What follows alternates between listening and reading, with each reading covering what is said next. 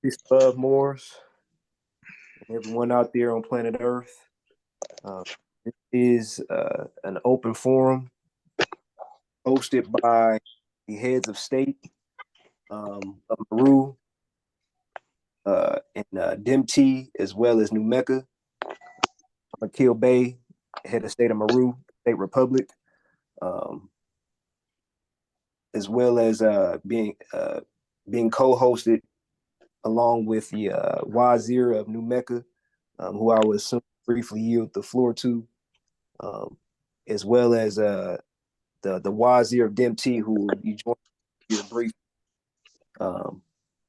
So I like to yield the floor to Wazir Amir, who is the head of state of New Mecca, and just to keep it diplomatic before I yield the floor to him. If anybody has any questions, any comments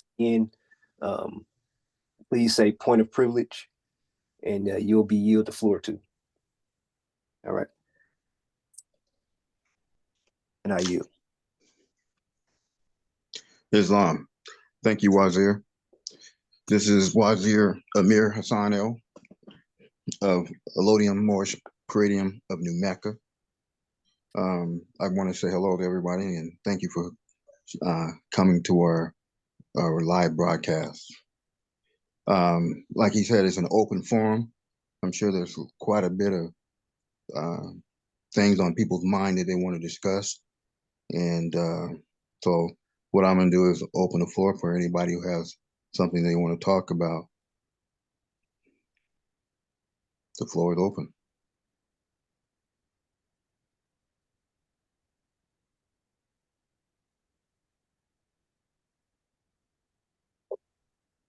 Okay. And Islam, I do have a question. Islam, Cicero, Bey, Kazi, Marusi Republic. Recently, our Wazir, Akil Bey, said that the United States of Morocco is being formed or will be formed in the next couple of weeks. I'm just curious, generally, what does that consist of being formed, being formalized? I yield. That's a good question. Being that that's an excellent segue into what's actually on the screen here. And actually, not only this picture, but this picture as well, which is the seal for the Wazir Regional Council, which is currently the face for the United States of Morocco that's forming. And when we say forming, alluding to your question, Kazi, is that as of right now, and I know it's a question just to brew interest, but as of right now, the WRC, or the Wazir Regional Council, again, is the face or department of the United States of Morocco that's forming, just as the General Assembly is for the United Nations. Right? What did Noble Ali say? Learn government for the Europeans, right? Specifically, the ones that can actually teach you how to start a state, in so many words, through conventions, treaties, and even point you back to your own treaties, which that's what the United Nations does. So again, the Wazir Regional Council is one department, and the Trusteeship Council is another department within the United States of Morocco forming that we'll also speaking about tonight. So as of right now, those are the two departments. There's many other departments, 4 others to be specific. Again, it's mimicking the United Nations that are established in so many ways. So they will be making themselves known here soon, in due time. I assure you that. So as of now, there's 2 departments, as the Trusteeship Council being the first department that people would contact if they have interest in starting a more state government. And again, the Wazir Regional Council overseeing the trusteeship council. Did I answer your question?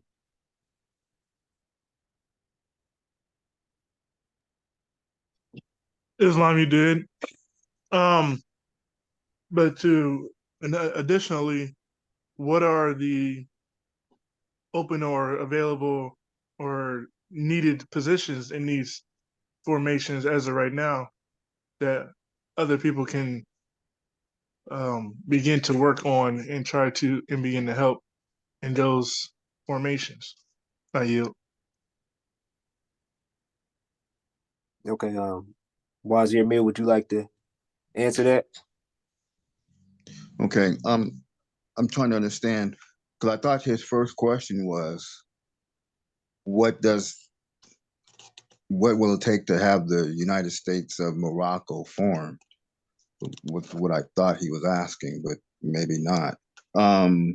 So your next question was, The available positions in the United States of Morocco and the trusteeship council, or just for those who may be interested in taking up those seats. I yield. well, um, in the United States of Morocco, which is a government, will need to have the executive position, will need the legislative positions, and then the judicial positions. So those are the major positions we'll have in that government. But most important, to even start the government, we need what? A constitution. So we need to be working on the constitution in order to bring that government alive. So And even that's very important for us to have the constitution. I yield. Go ahead. and that was a good point. Because you was coming from some degrees I wasn't necessarily about to go, but um, uh, in addition to what you said, as of right now, the WRC specifically needs there are other positions I would say, nonetheless, that are open. Um, of course, we need assistance, more hands. The Wazir Regional Council is composed of wazirs or prime ministers, but there is an executive staff that or officials or employees even who are not wazirs. So and through many different uh, various contracts that you can be basically in the WRC. Um, so as we develop, so there are a few people in the WRC who are not prime ministers at this moment. For example, um, and those positions will be based upon what we need at the moment, right? So as the Wazir Amir alluded to, uh, in needing a constitution, right, in which currently being formed, um, in needing a central government because that's what the United States of Morocco is or would be when it's all said and done, uh, which means that's its own state. So we have our own individual states with the WRC acting as the face or a buffer until the United States of Morocco is formed. Now, what's on the screen here is the word trusteeship. And when we look up the word trusteeship and see the power of it, we see that basically you can mimic a government, right? So even though the United Nations, right, is not an actual government, even though the WRC mimics the United Nations and is not an actual government, right? The trusteeship council, who the WRC oversees, can mimic a government. That's what trusteeship is about. That's what administering authority is all about. So in regards to what the Kazi alluded to in regards to the positions on the WRC level, there's those executive positions. Then we go rise up another level and say, okay, the United States of Morocco or that state needs government positions, such as the three branches of government that the Wazir Amir alluded to. And in between both of those is the trusteeship that mimics, or if you want to say it, as a part of the WRC that mimics the government, right? So there's many different forms of tentacles, if you will, of power, right? So although we're focused on the United States of Morocco, there's a lot of in between layers, if you will, that we can understand that mimics what Noble Drew Ali brought in so many ways. Now, I'm not saying he brought a trusteeship, but in what I'm get to more what I'm saying here when we read from this book in regards to Palau. But I'll wait for that. But before I yield the floor to any other questions or comments before we get started here, I will say that on the screen here is information about the Trusteeship Council, in which that you see at the bottom. You can see the email for the Trusteeship Council, which is trusteeship.council.wrc@gmail.com. Islam, noble point of privilege. Was this meeting just for trusteeship councils or for all the states or national officials? Yeah, it's an open forum for anybody to come. Okay, all right, I yield. So in regards to the information, you can see what's needed in regards to having assistance from the Trusteeship Council. Just a few key points before I yield the floor. A state is a government with its three branches: a state constitution, public inauguration, etc. You cannot be, quote unquote, Moorish American, which is a misnomer, when establishing a state. Without a state, you are deemed stateless and cannot enforce any treaty. And last but not least, the state is the key to decolonization. Okay. Now, nationality, statehood. You get nationality granted to you because of the state, which confirms your nationality, right? We knew what our nationality was. We just need the state to validate it, confirm it. That's what grants you your nationality, right? So I yield the floor to any other questions or comments before we get started here. Point of privilege, I just want to add, what you said, the things that you need. So I'm gonna use that as an example. So just say I'm a Moorish American, man. I know I'm a Moor and I got these rights, but I don't have the state. So now I go into the court. So y'all see how they look. That's how they look at it in the court. Okay, you're sovereign. Okay, cool. Hey, do you see his papers for the state? Oh, he don't got no state. Okay. Hey, see if he need a mental check. There's something wrong with him. That's what they say. Because they know you're supposed to have a state. You're sovereign or affiliated with some type of sovereignty. With that, I yield.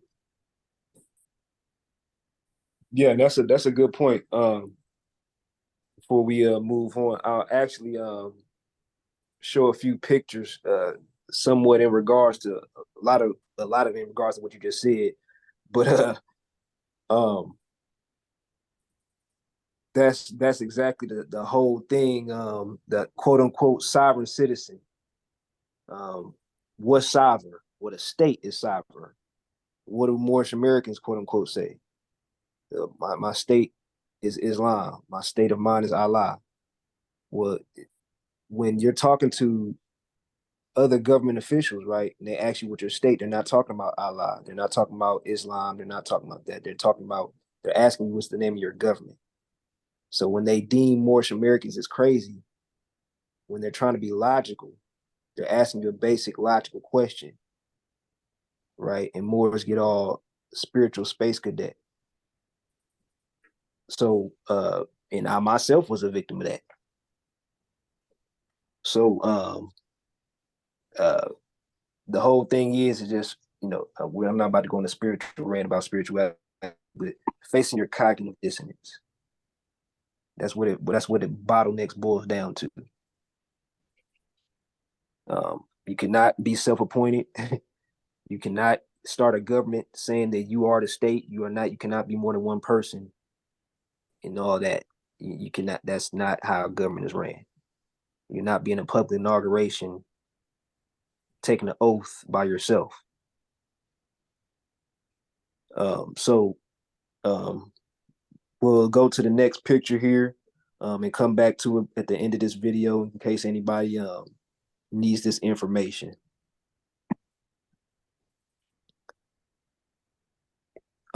So again, before I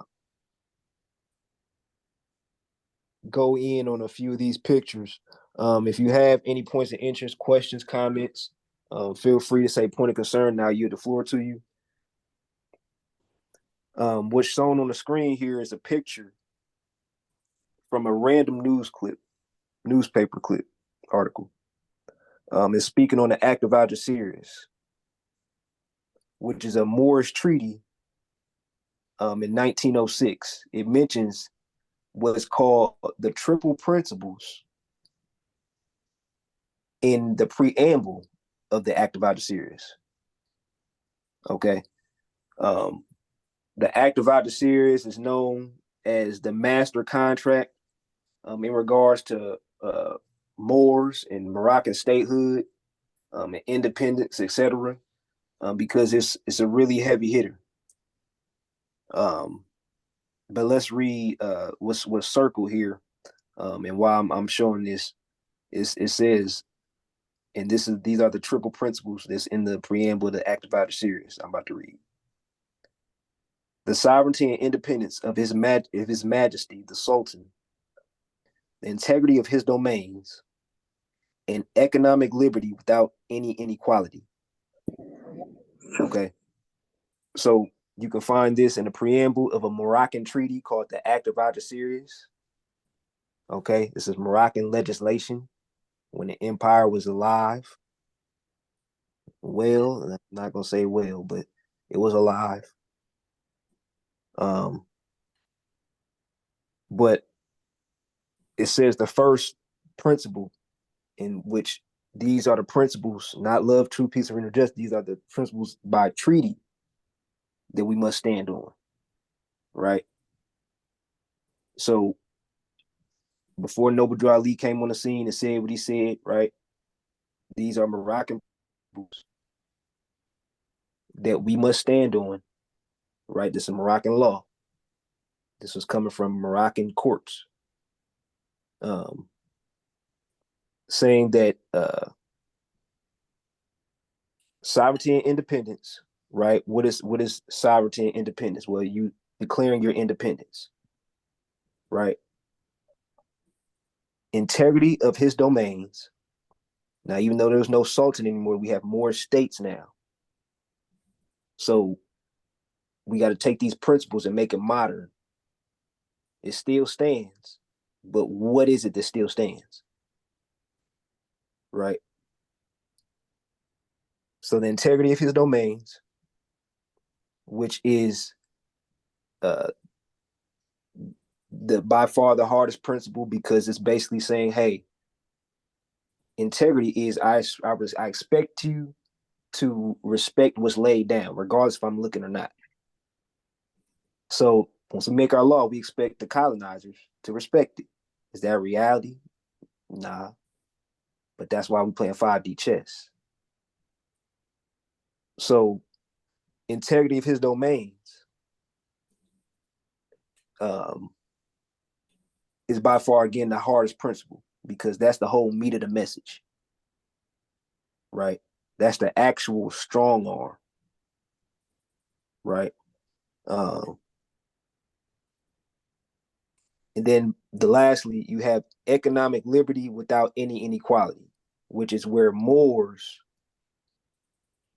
for the most part, are exercising right now without establishing the first two principles. So they're exercising ways of doing business as an organization through the United States, right? All these ways of doing business as some Moors not doing business, not dealing with the straw man at all, um, and which is even worse of position. Um, it's it's many ways, but if you come from the third principle without exercising the first two, what you'll come to find out is what we'll later read on in a Palau situation, that what kind of problems that could cause. Because if you try to exercise, even in the state government, economic liberty without any inequality, without exercising the first two principles, well, for one, nonetheless, you're going to start confusion in the order that you're supposed to reign in, because these are not just basic principles, but this is for a whole psychological understanding that must be done in order for you to understand it in the first place. Right? Now, when we talk about money, yeah, everybody wants the money. If somebody can put their mic on mute, somebody else off of mute. Thank you. Um, Economic liberty is what everybody wants, right? Everybody wants money. Everybody wants to change the currency, right? All this type of stuff is Moors. But if we bring our same mindset into statehood in that same order, thinking we got to do something with the money first, when that's truthfully, it's like saying, hey, I'm spiritual. I'm just going to talk about the third eye so much that I never really do so much spiritual practices. You jump the gun. So not saying that you won't get facts and truth, but and remedy, but it will cause hindrance. What Moors should be focused on are laws for decolonization. Type that in GTP. Right? We gotta get the door in loud. Y'all just want to add, and like if you don't do this part, what he's saying, you won't have the authority, like to do it. So the world knows, hey, okay, DIMPT can say what goes on in that territory, or Meru can say it, because the international notice doesn't go out until you complete this, and they say, okay, well, they have authority. It's going to still be hard to do the integrity domain because you're trying to manifest this big perception of what's happening now. But for you to have the authority, you have to go through the process strategic stating to even get the authority for the policy enforcers, not to mess with you or respect you in a certain type of way when it comes to their venue. But that I use. Yeah, and that has everything to do with the second principle. And basically, imagine this: if you're facing a colonizer, right? Looking at the colonizer face to face, and let's just keep it keep it real simple. You're looking at a colonizer, the United States face to face, and the man of, let's just say, Uncle Tom, right? Behind him, he has a stack of money. That's what the state banks, right? Because that's what they really standing on. They're a corporation just standing on a lot of money, our resources, right? So if you're looking at Uncle Tom, who was the colonizer, right? You're saying, hey, I'm a Moroccan, okay? And we have a Moroccan state. And the first thing in establishing the Moroccan state is focusing on diplomatic relations. So basically, that's in the form of just reaching out and shaking a hand, just as you see in the image of the Treaty of Peace and Friendship, right? To establish diplomatic relations, you're reaching out to shake a hand. Now, if you're focused on what's behind him, which is the money, you're focused on the last principle. You're trying to reach around you're trying to step out of order here, right? We got to focus on diplomatic relations, right? And just as the Wazir alluded to, we have to exercise our integrity domains. Now, this would allude to everything that's going on right now is a new situation for everybody, the whole world,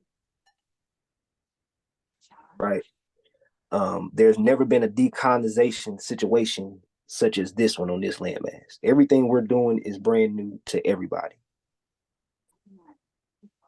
And I say that because how we must decolonize ourselves is even in a unique fashion. Okay, so when we're again, you're reaching out your hand to shake Uncle Tom's hand, right? For diplomatic relations, saying respect my state. Right? That's what the treaty says. Now, in order for him to put his gun down, remember, because that's the whole point of colonization, they got the gun on the hip, right? Saying put the gun down, right? Not only reaching out the hand, but we're saying put the gun down. That's what whole diplomatic relations is all about. In order for you to get the money and integrity domains, to respect the authority, all that, we got to come to a look at the treaties. They don't say pick the gun up; they say put the gun down. Let's do diplomatic relations, right? This is what brings a proper character. This is what nationality is all about. You to be focused on the money first. What type of characters does that sound like? What type of people did you know who focus on the money first in life? It doesn't come out. The feeling is not even come out good. It's not. It doesn't come out good a lot of times. So what I'm saying is that nationality being a quality of character, we must prepare ourselves mentally, psychologically, even in a physical fashion as far as government is concerned. Handle yourself properly, not throwing up gang signs, right? Nobody's going to respect you throwing up gang signs, right? It's a certain character that you need to have about yourself, right? And I say this before I yield to the floor. For those who know even Brother Panic or Bobby Hemmett, let's just say, they'll speak on the shadow work a lot. Some of y'all might not know what I'm talking about. That's fine. But if you look at Obama, Barack Obama, right? He had his shadow self in check, right? He had an upright character, right? In order for you to say, people question, I know he got that other side in him. Yeah, I know what side I'm talking about. That other side in him. I'm just saying the lower self side. People see it here and there, but you can see he had the shadow self side in check. That's people need to have their shadow self side in check. Correct their character, right? But before we go to the next picture, I yield to any of the wise ears that would like Where to. is it? If somebody can mute themselves, but I yield the floor to any of the wise ears or anybody else, or firstly the wise ears, if you guys would like to say anything. Yeah, I want to say just. Oh, go ahead. Islam, yes. As you were talking about the integrity of domains, you're right. That's the very hard and part of the toughest part of the process, because that's making sure that your laws in your territory, your nation, is respected and obeyed. And the United States want to not obey those or recognize those laws unless they assent to them. But in the France versus the United States of America, 1952, it's said by the ICJ that the United States does not have that right to have to make the do not have that right to assent to the Moroccan law, because they're in Morocco. Therefore, they have to follow the laws of the Moroccans, and therefore that there is part of the integrity of domains, making sure that your courts are established and their orders are followed, court orders. And that is that's going to be the toughest part, I think, and then after that, we were talking about the money behind Uncle Tom. That will come much easier once the integrity of domains is established. So I just want to let everybody know, man, that's going to be tough, like he said. But at the same time, it's not going to be that bad, because the United States, although they talk, good game, they will, follow the laws one way or another, because if they don't, there's penalties, punishment, and confiscation and adjudication. So that's important too, because our laws are to be respected and followed. I yield. Yeah, I just want to, before we had this meeting, I talked to Akil, and if you're not in statehood, I just want to point this out because it's so important. The abstract thinking, the whole switch, is your character things. You have to change how you see things. But I'm saying that to say, since I've been in statehood, it's things on one side of the spectrum, it might go bad, right? It looks like that. But on the international law, that's part of the procedure. So you can come back and prove what's taking place, right? And they understand this. But from the outside looking in, someone to say, man, they don't recognize that. They don't respect that, right? But it's an actual procedure to take you through this particular procedure. But I'm saying, as you keep learning international law, you will see a lot of abstract things you think is one way, but it's really another way, because it's a real international law procedure or protocol that they're using. So I just want to, that's very important, so you can switch over and understand the difference between one jurisdiction and another. It won't be covered to you. But that I use. And that's an excellent point.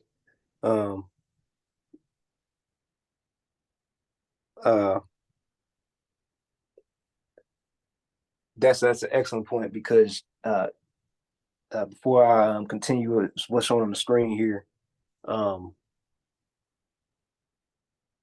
again, as I said earlier, this is a unique situation. This is a unique decolonizing situation. If you were to research cases, in which hopefully we'll get into tonight, like Palau, and see what it took for different countries to decolonize, you'll see different strategies that had to be implemented, right? Different ways they had to go about decolonizing, right? Whether that may be just having delegates within their state government trying to have a voice. You're trying to do things like Puerto Rico, which, was not the correct thing to do, or what have you. Our situation, again, there's no need to reinvent the wheel, like Noble Drew Ali said. But in so many words, just as Wazir Kendon alluded to, who is also the vice president of the Trusteeship Council, is that us going through the processes that's already laid out to reinvent the wheel, right? Again, what some people, an outsider, may see as abstract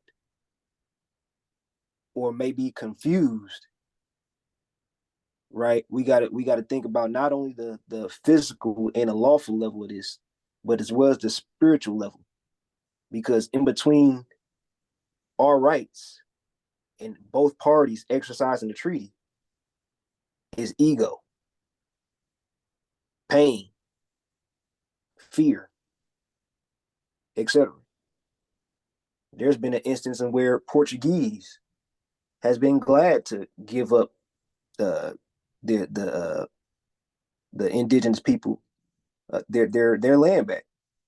There was a time, there was an instance. That's true.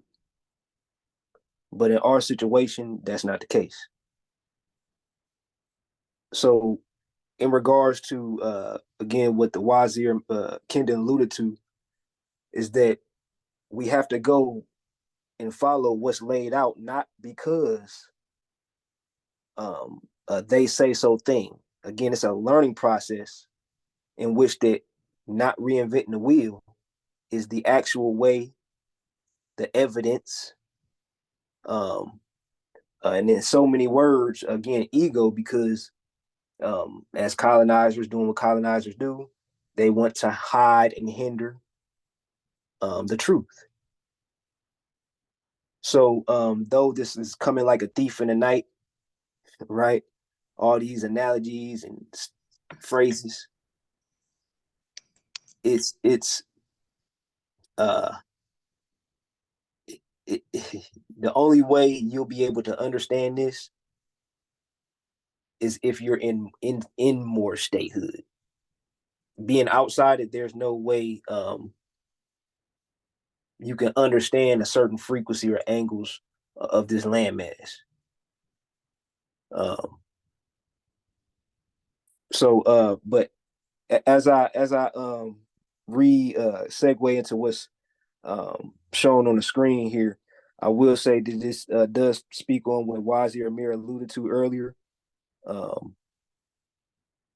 in regards to being under entire submission of the laws of the empire and having consent of a government. What kind of government? The Moroccan government. But let's read it. So this is from the Citizenship of the United States Expatriation and Protection to Broad Act, or broad document.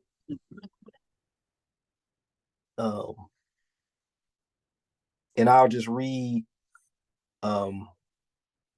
where it's closer to where it's underlined. Point number 1, it says citizenship in Morocco.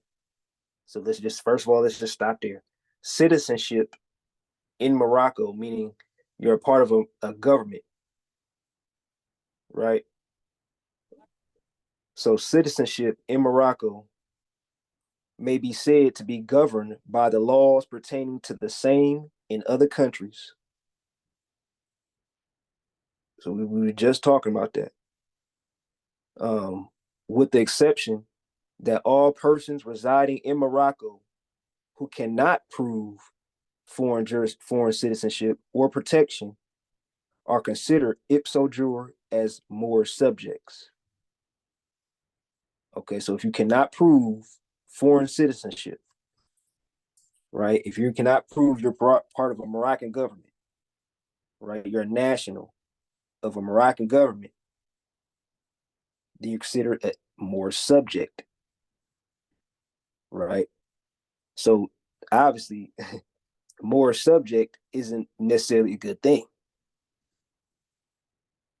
right? Because if you cannot prove it, you're a Moorish subject. So back in the day, French subject just meant you're a part of the French government. British subject just meant you're part of the British government. Moorish subject doesn't mean that in this case. It means you've been subjugated. Because if you cannot prove yourself to be a part of a Moorish government, then you're a Moorish subject. All right, so that's first and foremost. Then it goes to say Moorish subjects lost their nationality. You lost it, right? Only by becoming naturalized in or protected by another country, having treaty relations within the Moorish Empire. Okay, so who has treaty relations within the Moorish Empire? America. Okay, so Noble Drew Ali said Moroccans were born in America, right? Born means naturalized in law. So you were naturalized in America. It goes to say right here, let's read it again. Moorish subjects lost their nationality only by becoming naturalized or born or protected in or protected by another country. So you're no longer Moroccan, but American, right? Or what they even say now, United States citizen, because United States and United States America is not the same, but still on the same side of the coin, right? Both colonizers. So skipping down where it says Article 15, right? It says any subject of Morocco who has been naturalized, and this is in the Treaty of Madrid, 1880, by the way.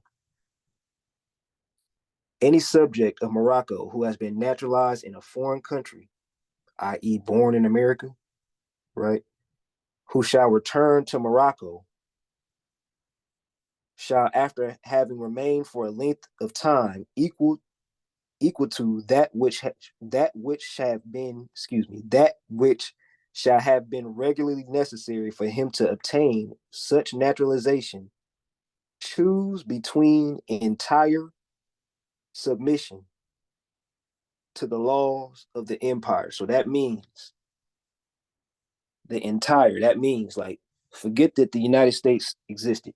Forget they had codes and all that stuff to go to. Forget it. Forget it. Just forget it for a second. Forget it. Right?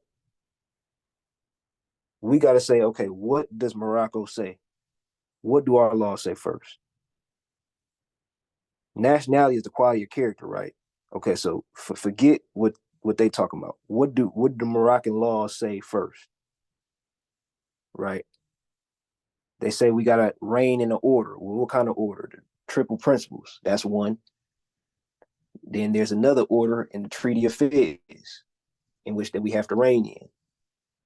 More so talking about how we must structure ourselves, how we must emerge and reform.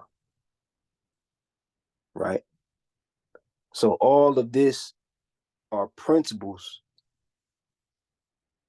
in which the quality of your character are standing on. These are the main principles.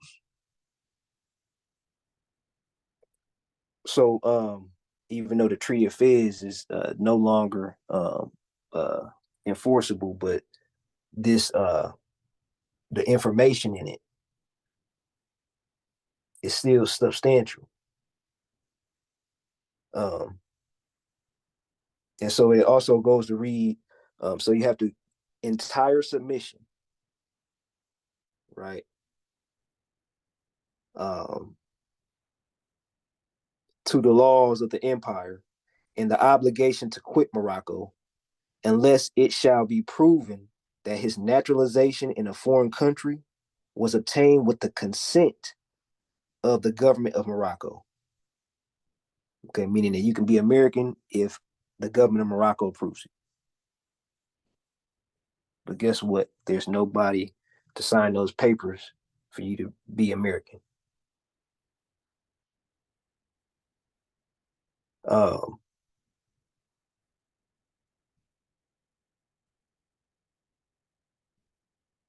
uh, so we'll go to this next picture here, and at any time, if any of the wise ears have anything to say, feel free to cut me off. Islam. So you're saying that more subjects can come back to a Moroccan government and be in a Moroccan jurisdiction. Is that correct?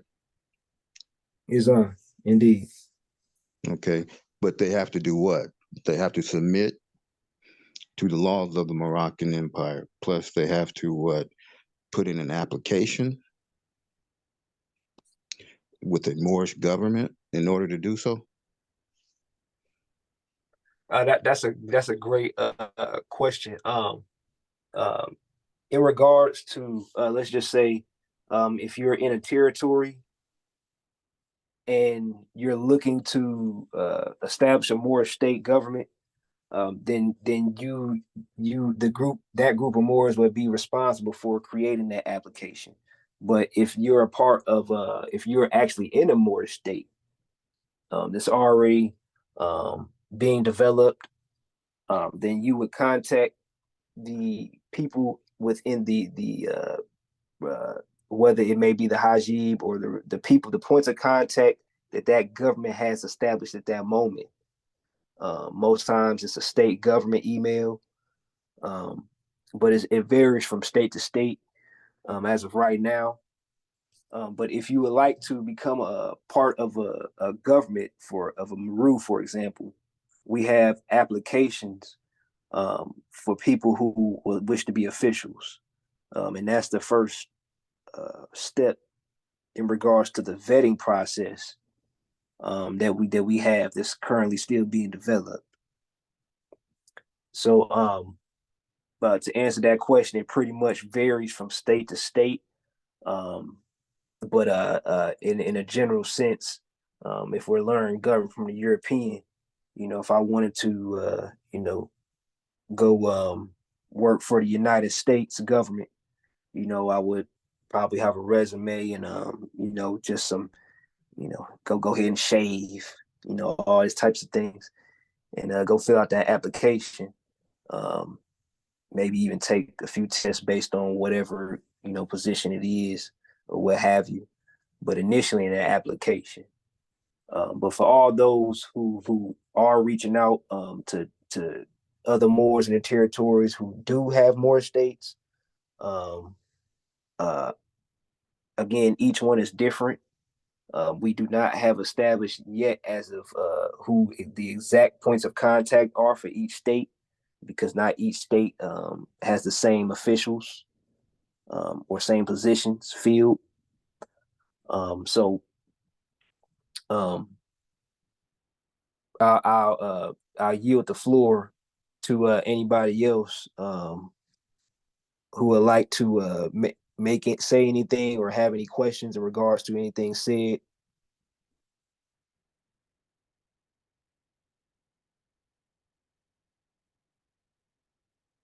Okay. So Islam Wazir. okay.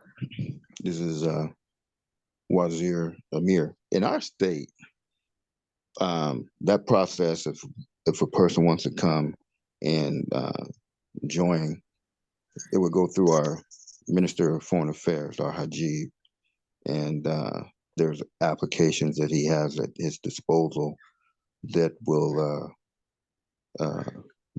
be signed by the person after a couple interviews. But yeah, that's how we do it in New Mecca. Are you? Is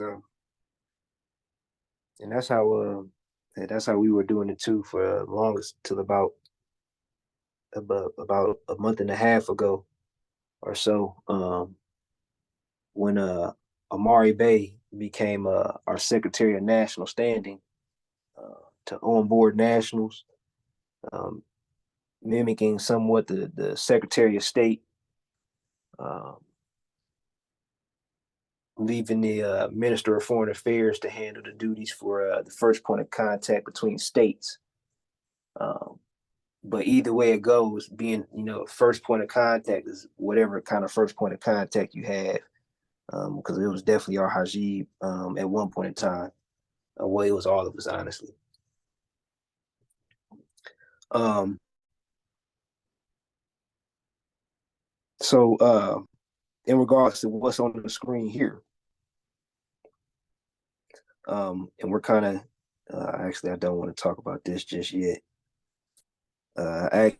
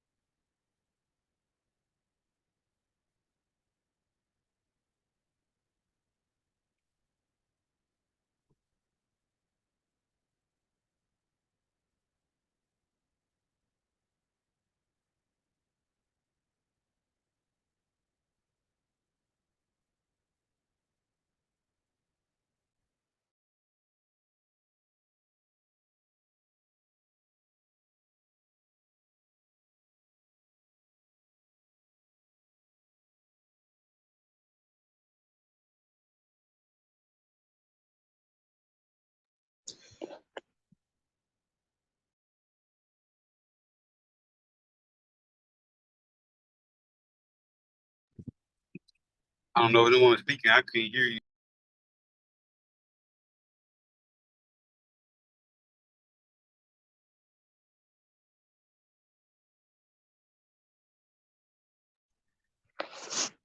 I see he's on, but Okay,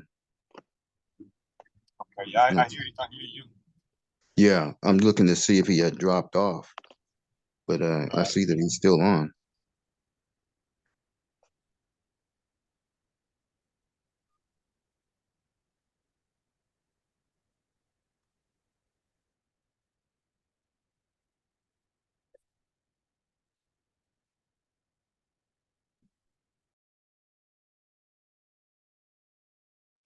But does anyone have any questions about what was stated?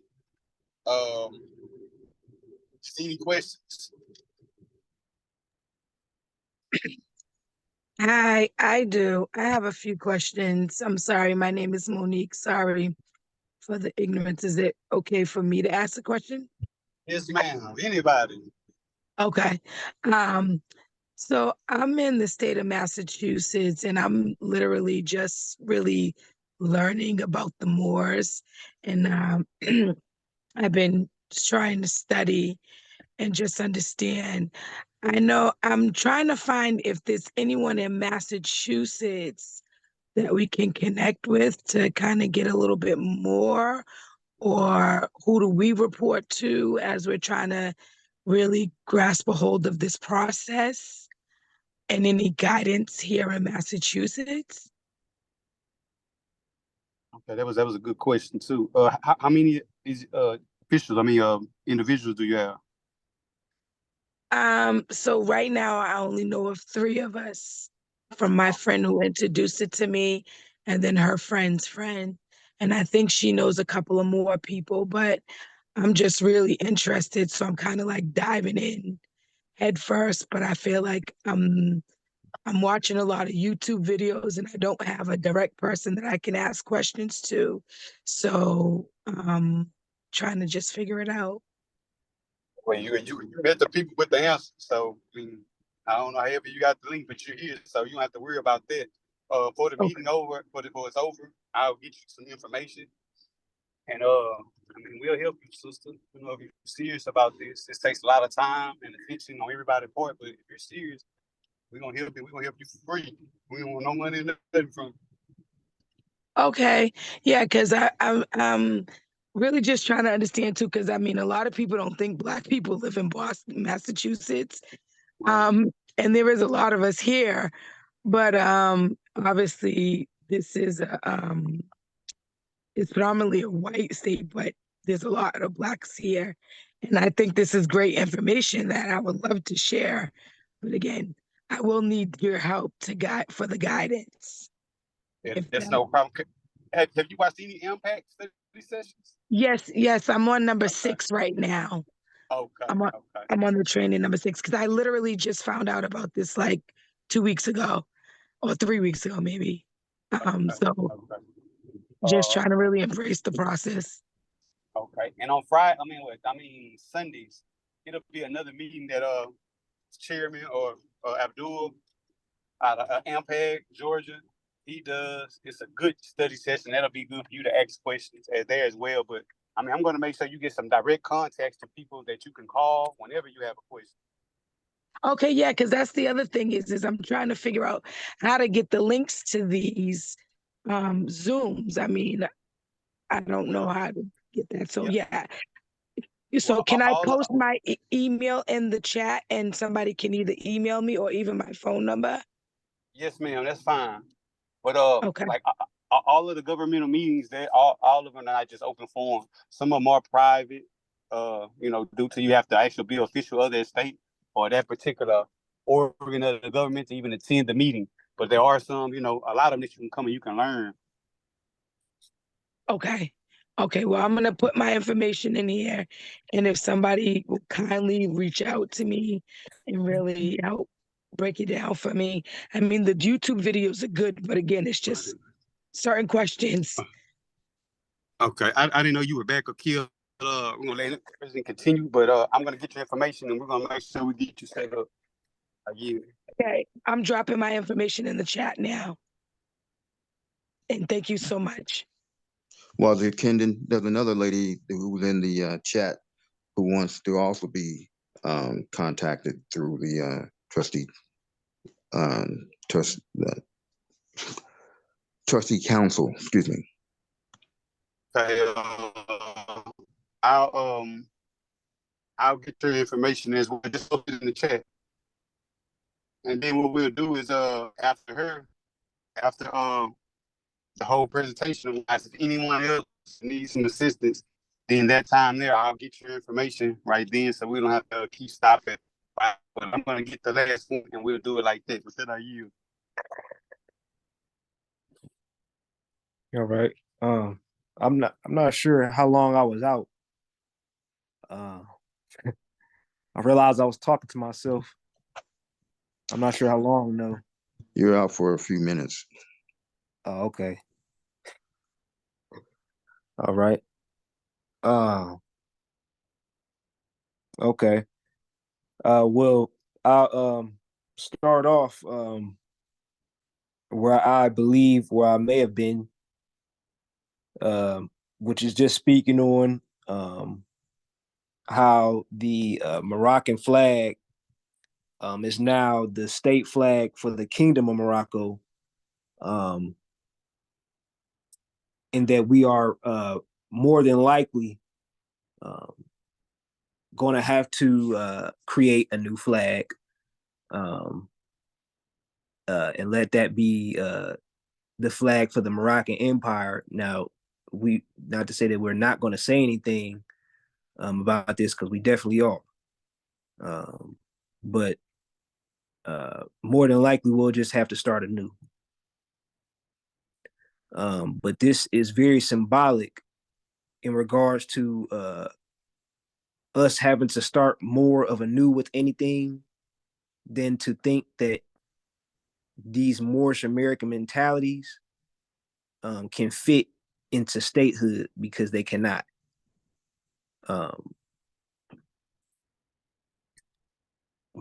Municipal law is a contradistinction to international law. Their sources in which they derive from, for one, in municipal law, is internal.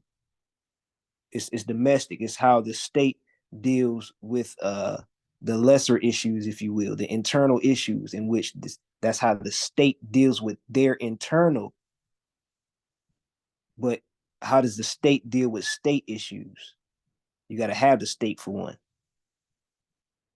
to say any of this. So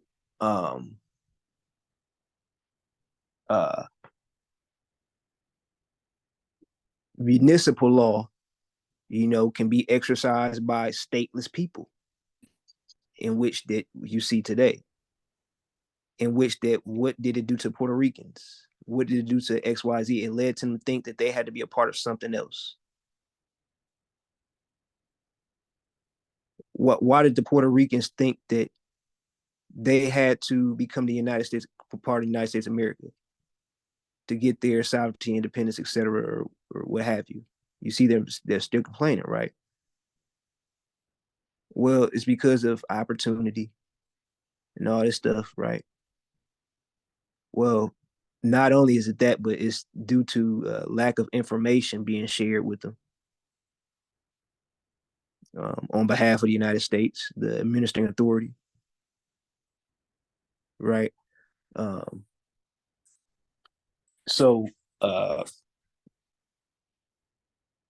that's one ill will of striving with economic liberty without any inequality before you try to exercise the first two, because it'll misguide you into thinking that more so a follow the money type of thing, follow the opportunity in which the money is more concerned as of right now, right? But that's not the angle in which we should start from, for the most part, I should say. So I just like to go into the next picture, but I wanted to thoroughly just explain briefly how this Moroccan state flag now being the state flag for the Kingdom of Morocco, excuse me, the Moroccan Empire flag now being the state flag for the Kingdom of Morocco, um, is symbolic for us having to read everything, because that's all a lot of Moors had. They didn't have Moroccan laws on this side, of course. All they had was that Moroccan flag saying, I'm a Moor. That got to go too. That's the Kingdom of Morocco's flag. Um,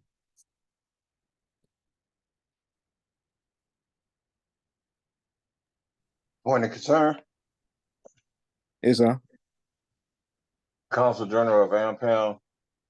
Well, with that being said, if that flag has to go and we're looking into provisions of having a replacement for that, can we actually call ourselves the United States of Morocco when there's already a country doing commerce under the name of Morocco?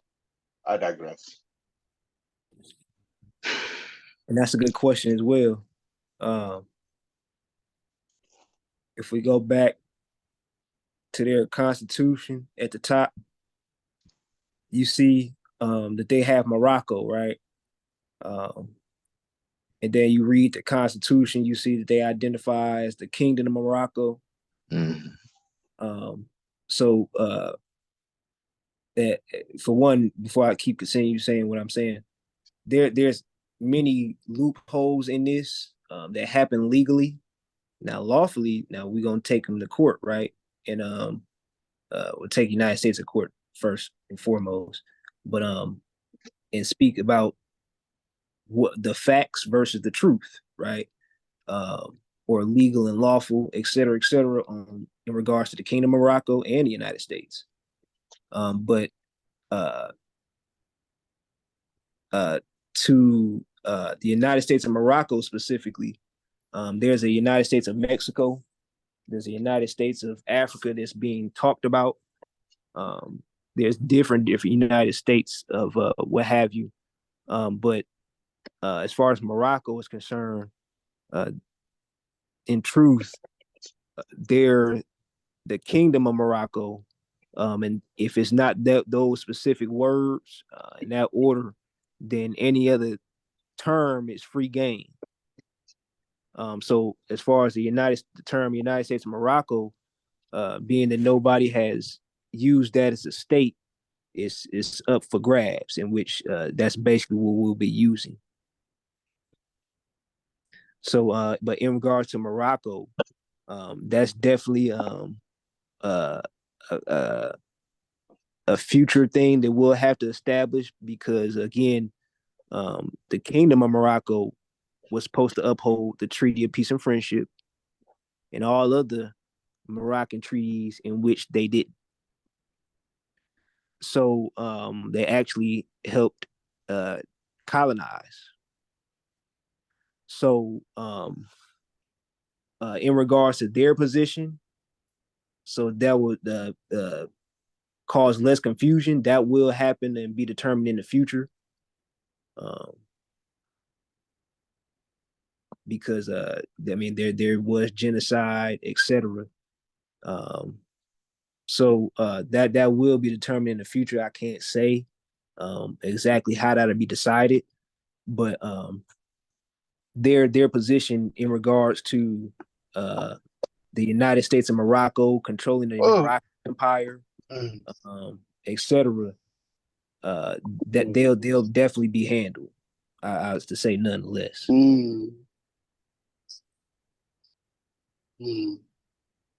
Because as of right now, they're the only in current face. People see that people see as the Mute your phones, origin. please. Yeah, if you can mute your phone. So did that answer your question? Or was that a question? I'm not sure. I forgot if that was a question or Good comment. enough. It answered it good enough. Okay, it's Thank you. so but just to continue on with what I want to show you right quick, their constitution also says it has several different uh national identities, in which Arab is one. Okay. Now we have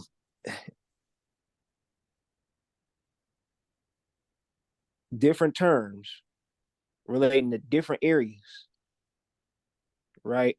Um, uh, if you're Moroccan, then you're Moroccan.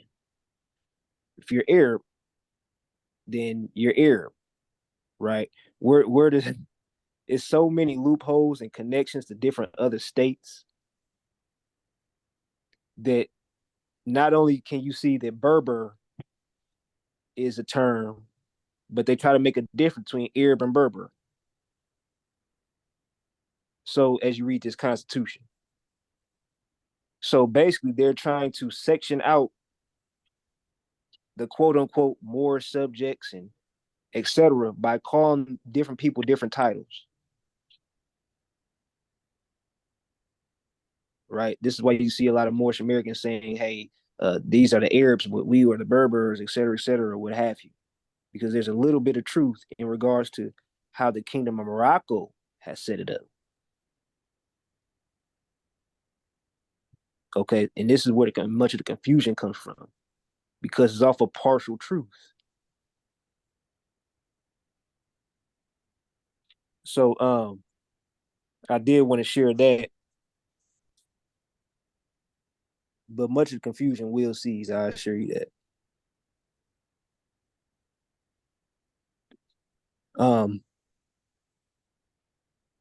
So this is House Resolution 75, in which many of the officials within the Moorish states are familiar with,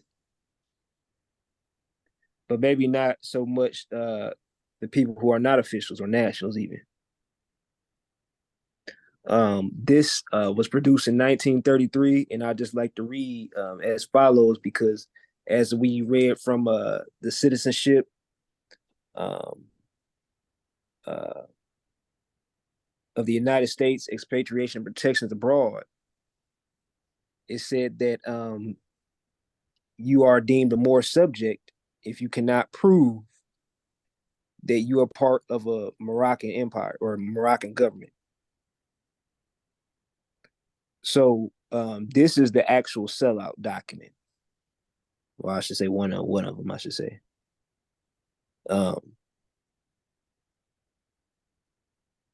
In which it reads that it says, in the House of Representatives, April 17th, 1933, many sons and daughters of that proud and handsome race, which inspired the architecture of the Northern Africa and carried into Spain the influence of its artistic temperaments, have become citizens of this nation. Okay, so we're talking about citizens of this nation. What is this?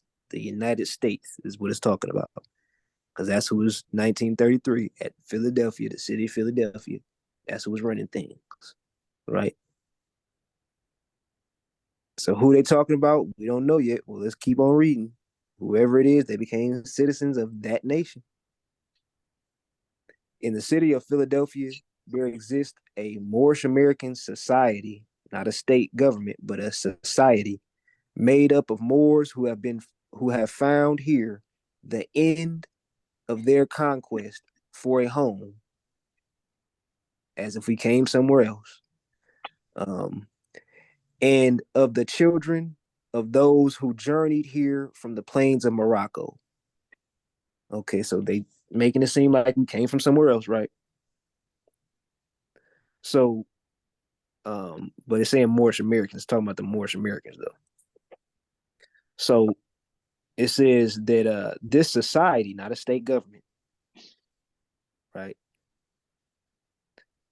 A state can claim these lands. They're trying to make it seem like there's somewhere else, right? As if they came from the kingdom of Morocco. Like that's Morocco over there. Like, you know, the Treaty of Peace and Friendship and all that has nothing to do with this landmass, but more so with this document. That's what they're trying to make it seem like. So this society has done much to bring about a thorough absorption by these people.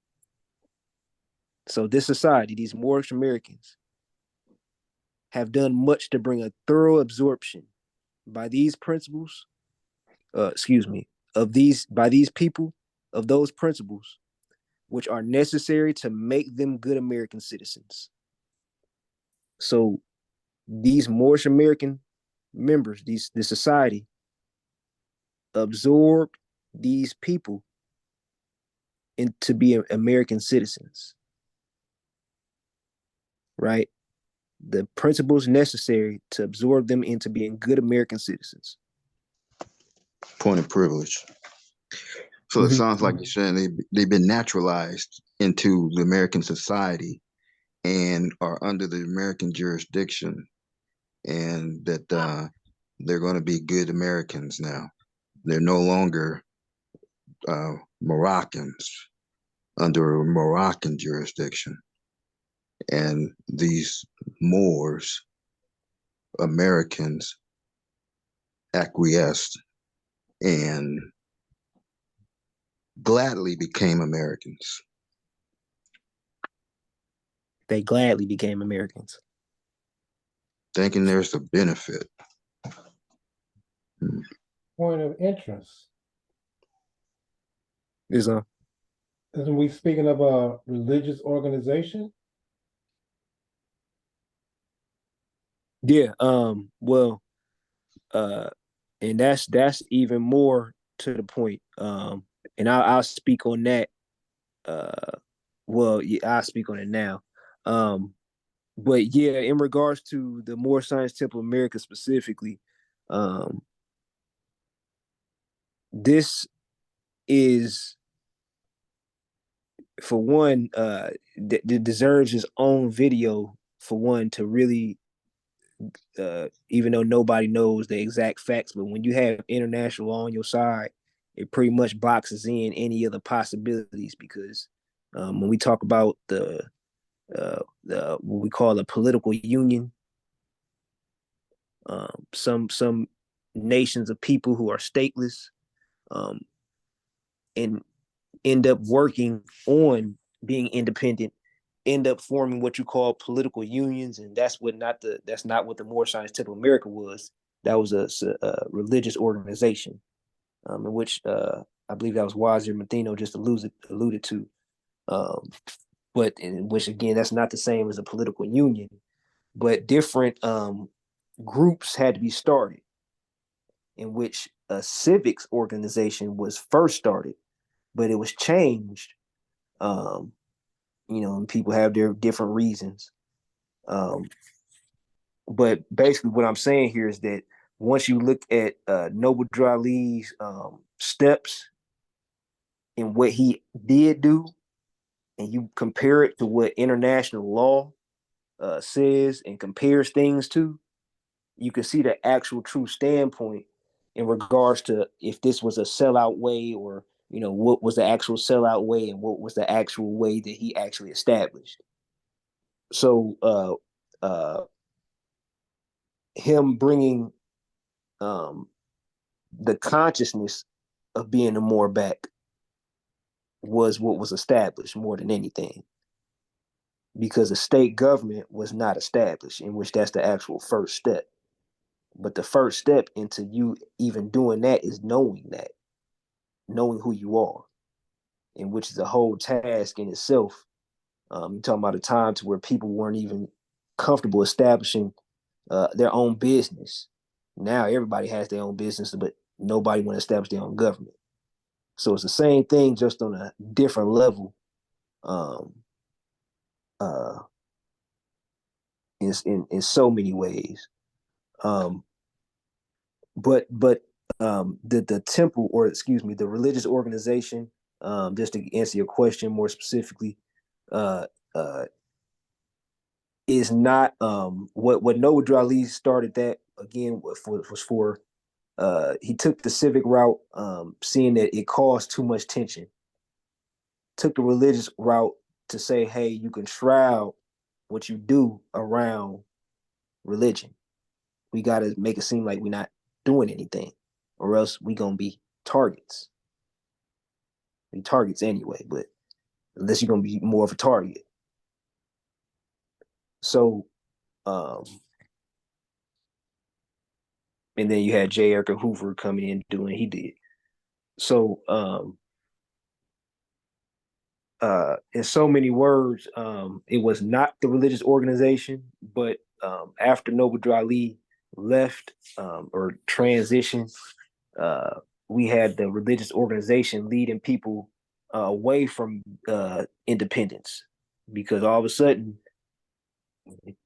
everybody, all the Moors just think it's one Moorish treaty. You think Noble Ali only knew that? Like you think that he only thought it was one Moorish treaty? You know, it was certain things that basically uh, there was a political or church, if you will, that was set up so Moors can talk about what they need to do politically, because the international law wasn't fully set up yet, and so they had to shroud that, hide that, hide what they were doing, right? Um, until this moment. So,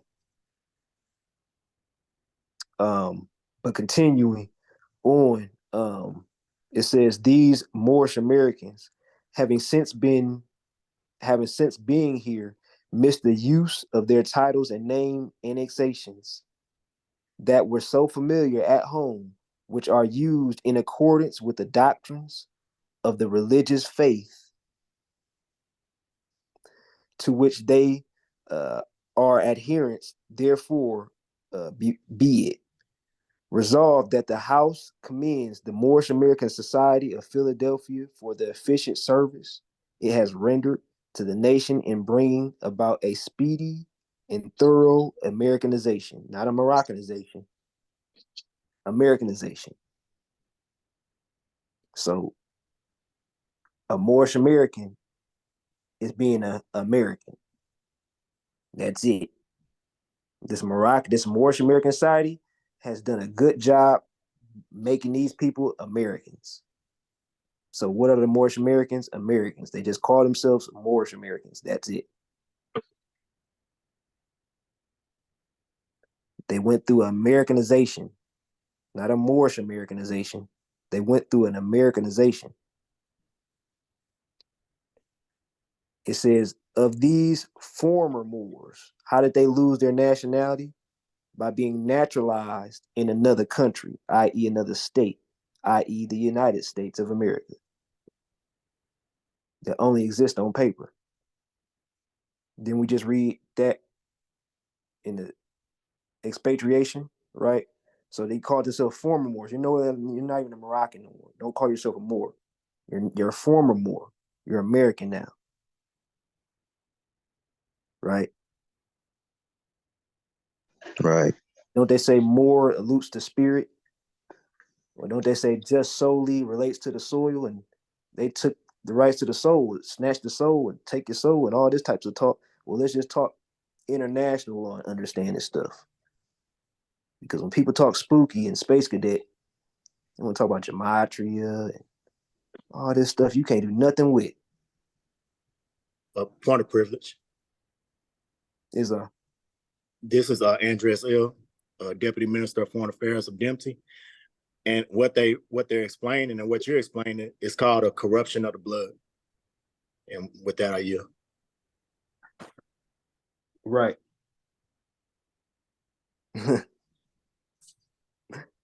Right. And I'm not even about to get into the science of blood.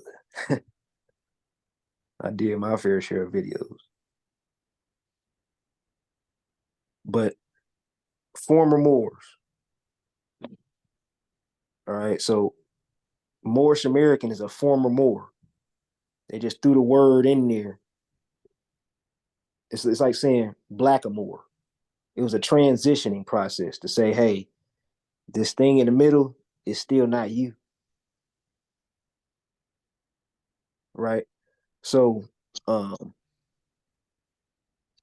it continues to say speedy and thorough Americanization of these former Moors, and that in accordance with the fullest right of religious independence guaranteed every citizen we recognize, also the right of these people to use the name affixes El or Bay, or excuse me, El or Ali or Bay, or any other prefix or suffix to which they have heretofore been accustomed to use, or which they may hereafter acquire the right to use.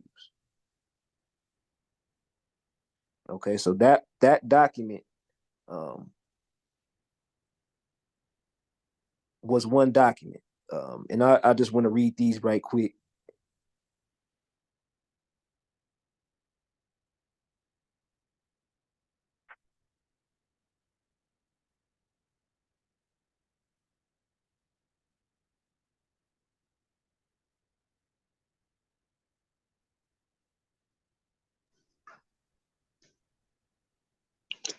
Are you there, Akil?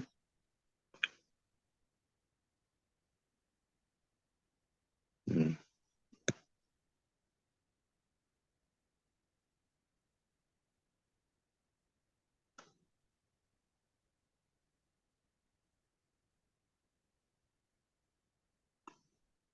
Yeah, he's probably having problems with his internet.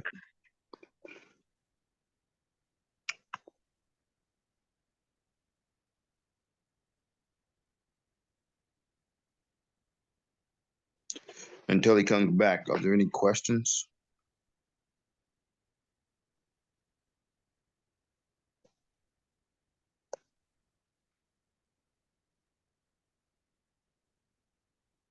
Can anyone hear me? Yes, we can I hear you. can hear you. Okay.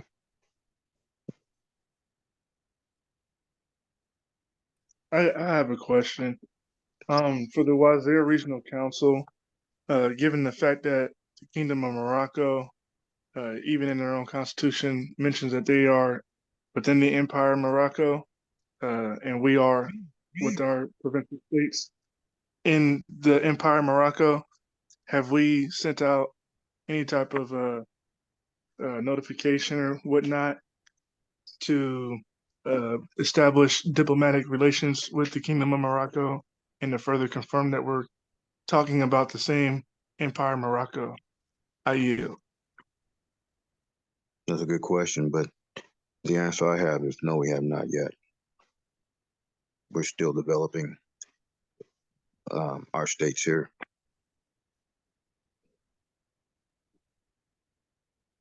Islam.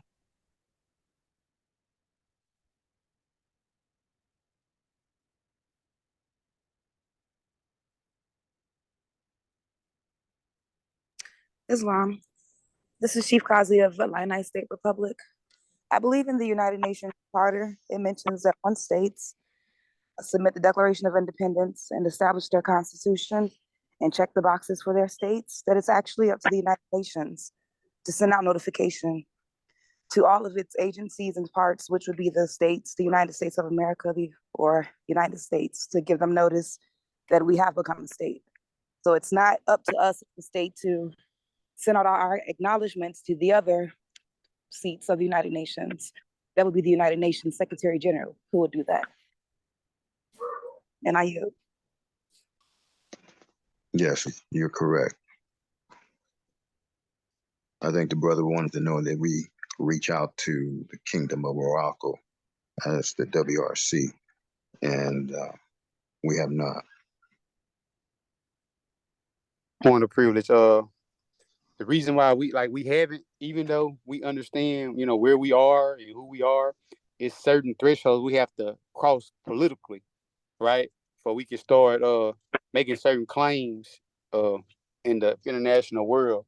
So I would just say once we more likely come from the United Nations, then more players are really kind of like know us and knowledge us and know where we are. Not saying that I don't feel like they know now, but that's just a part of it before we really get to that stage of it, really asking them about the flag. But that I yield.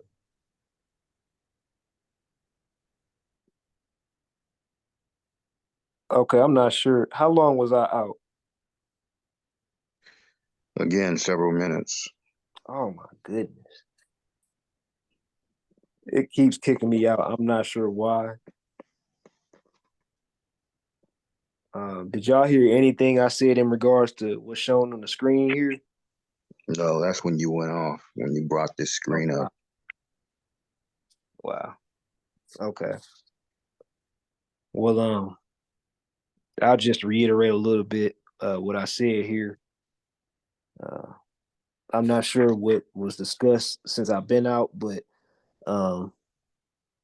if you like to reach out to the trusteeship council, just email the trusteeship.council.wrc@gmail.com.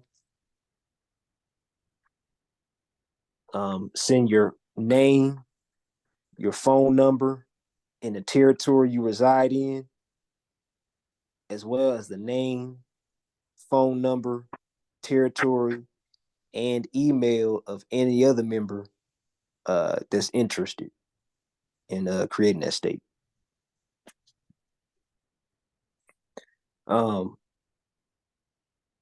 So hopefully I don't get kicked out this time. So this is from the U.S. Constitution, in which it speaks on making people a corporation, right? Quote unquote. So let's read it. It says, all persons born or naturalized in the United States. So what did Noble Drew Ali say? He said Moroccans are born in America. What does born mean? Naturalized. Okay, so all persons born or naturalized in the United States and subject to the jurisdiction thereof. So if you're born in America, you're subject to America's jurisdiction. Who is America? The colonizers. Are citizens of the United States and of the state wherein they reside.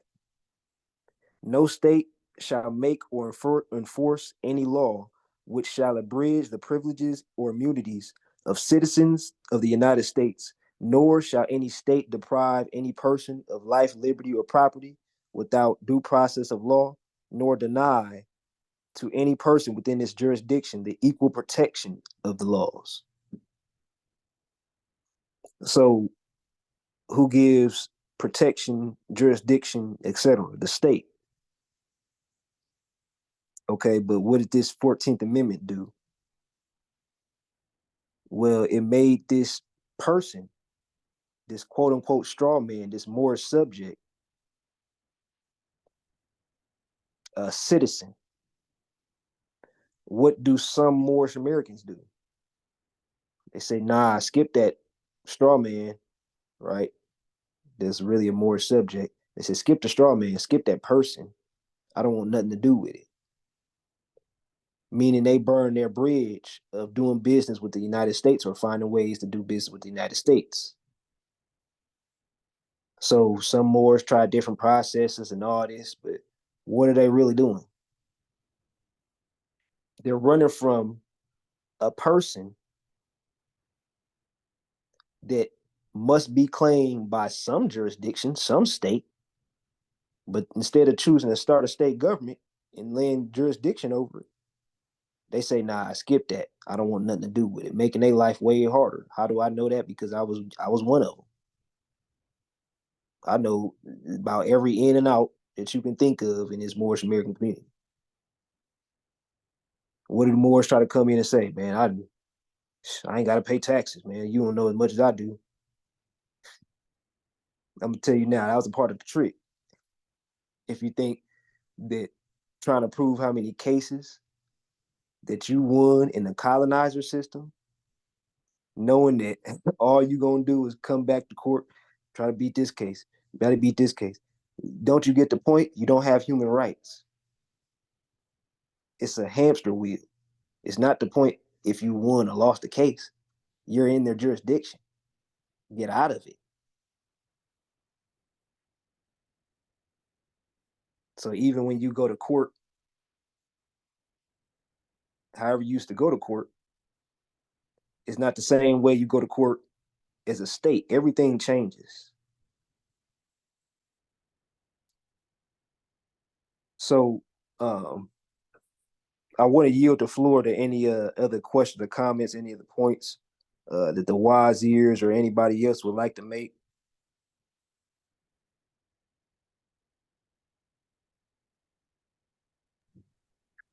No, you have some very good points, but I want to add, like what he just read, like where this came from. This is Moroccan law converted into United States law.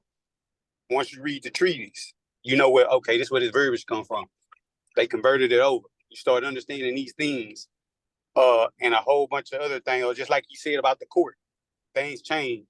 Yeah, you may go to their court, but once they realize what's going on, they have to come with a new, okay, how are we going to handle this situation? And he said something very important. You can go from one jurisdiction to a next, right? So if I never found a Moroccan state, and I'm like, okay, yeah, I know my nationality. Which I'm a Moor. Okay. But what jurisdiction? I haven't left. I haven't went anywhere. I mean, I just got a affidavit and I signed it, or I got an ID off a website with no authority. But where did I go? Nowhere. So once you understand jurisdiction, you know where it's at and what you need to do to get there and who is not there. With that, I yield. That's an excellent point. Anybody else got any points before I read what's on the screen here?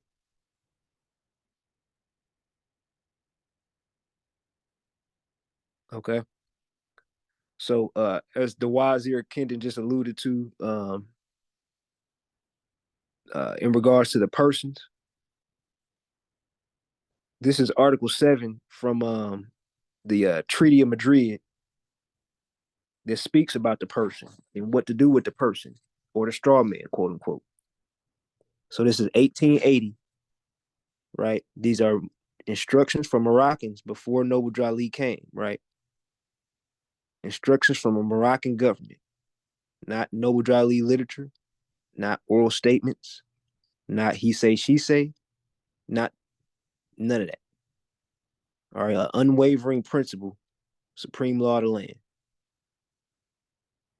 So it says, foreign representatives shall inform the Sultan's Minister of Foreign Affairs in writing of any selections of employees made by them. They shall furnish annually to the minister of a list of names of the persons protected by them. Okay, so the Minister of Foreign Affairs is to submit a list of names of persons protected by that Moorish state government or by their agents throughout the states of the Sultan of Morocco, throughout the states of the Sultan of Morocco. Okay, throughout the states of the Moroccan Empire, Moorish states. So for people who say Moorish states aren't needed, why would the Sultan of Morocco have states, capital S, if they're not needed? It says this list shall be transmitted to the local authorities. Basic instructions. Who shall consider it as persons enjoying protection. So how do you get protection? Diplomatic immunity, we talking. Privileges and immunities. Well, you got to follow previous instructions. It says enjoying protection only those whose names are contained therein. So who has protections from an actual Moorish government? The persons and whose names are enlisted in that document sent off by the Minister of Foreign Affairs of that Moorish state government, right? A document coming from the consular courts. So with all this information, there is no way that any quote unquote Moorish American can mimic this and get away with it. Like, you actually have to have a Moorish state government.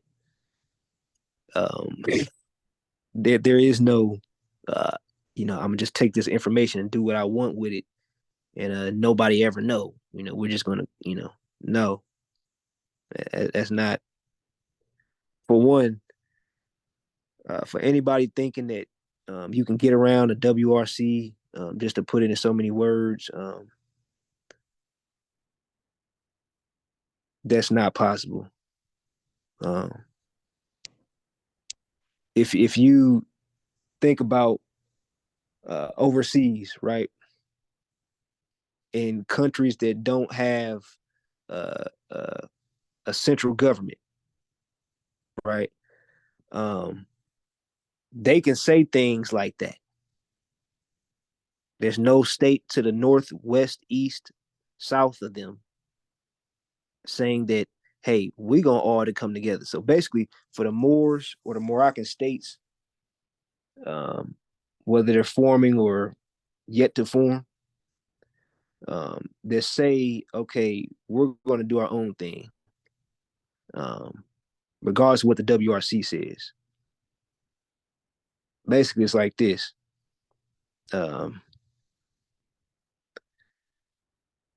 That's cool, but we as more states have the right to recognize you or not to recognize you. And if you're not recognized, what does that mean? If you don't recognize somebody, oh, I didn't see that, right? You didn't even know it was there. You're just gonna pretend like it's not there, not do business with them, let them wither away. We'll recognize the group that does want to, work in a better standpoint with us, right? So you don't want to, work with the WRC. Okay, cool. We're gonna turn our heads, right? Because that's kind of silly to think that you can strive in a landmass to where you're likely to be on an island yet surrounded. So you're only shooting yourselves in the foot with that mentality. So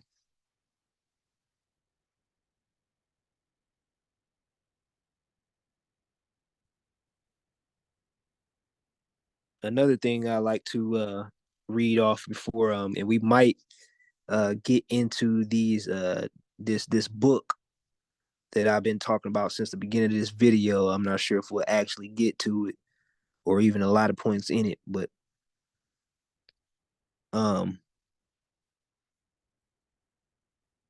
this is from, let me make sure I'm still here. Okay.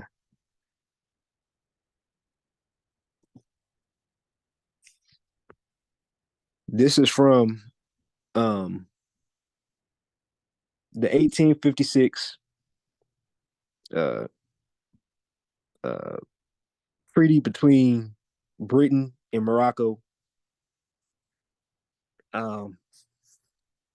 As you can see, the very last sentence gives everything away. If you replace where it says whereas Her Majesty, and it says Her Majesty is alluding to Britain, the Queen of Britain. Replace that with the United States of America. It's the same thing going on. The same exact thing. So let's read it. It says, this last sentence.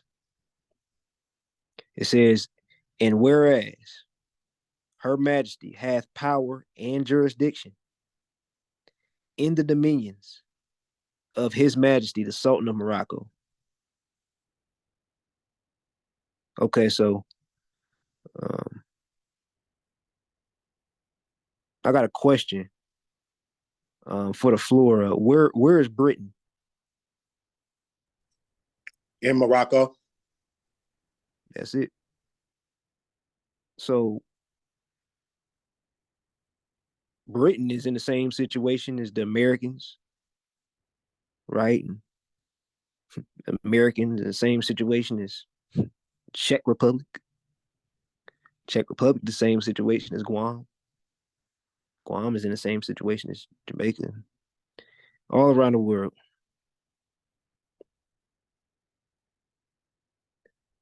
What does Britain have to do? They got to start a Moorish state. What did the treaty say? They're Moors. Well, how do we know? Because they're in Morocco. That's it. So when people say Morocco is the whole world, well, when we look at the history of how the empire has been broken down, right? The last hands it was into the Ottoman and Spanish, you know, you had different types. Even people say Tartaria. People use that term now, Tartaria. All this are just it's just different renditions of the Moroccan Empire. There's treaties that, if y'all have read books such as it's called the Voyagers 2 and the Voyagers 1, they speak nothing about international law at all. The only time they do though is when they talk about ancient treaties. They probably for a few sentences, ancient treaties that predate civilization as we know it by a long shot. Whether they were true or not, don't know. But there have been found ancient treaties predating back to, let's say, 3000 BC. Even if they were around then, who knows how long they've been around. So all of this relates back to Morocco, is what I'm saying here. All of it. It relates back to Morocco. So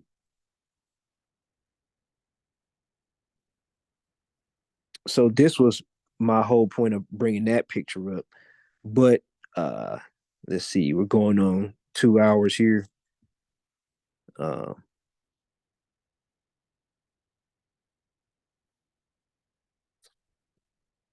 Does anybody have any questions or comments at this moment?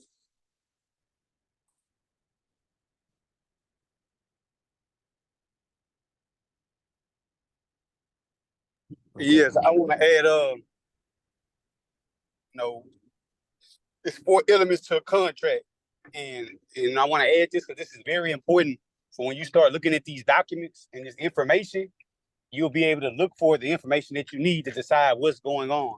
But the 4 elements of a contract, when you look at a document, you should want to know who the parties, they need to be known. So we'll say we'll use the treaty of peace and friendship. Why it's so important for the parties to be known? Well, we were saying we was Moorish Americans, but when you know the parties, you have Americans and you have Morocco. So we can't be both. But without that perspective, you're not going to look at the document in its proper perspective. The next one is who is superior and who is inferior. Number 3, what are the terms and conditions? And the last one is how do you enforce the contract or the laws? So when you're looking at these documents, whatever it may be, start looking at it like that. That's how the president was able to say, okay, well, just replace Britain with the United States, right? He knows how to read a contract. He knows who's who based on the parties and analyzing the document like this. But you'll get more proficient with just understanding these type of documents that the average person not gonna understand because they looking at it one way. And I'm gonna say this: I learned this since I've been in statehood. Do you know what competent is? Competent is someone that can enforce legislation with 3 branches of government, right? And when I was a Moorish American, I swore I was competent. I didn't know how to write one piece of legislation, but I thought I was competent. But that's what I learned since I've been in statehood. With that, I yield. Is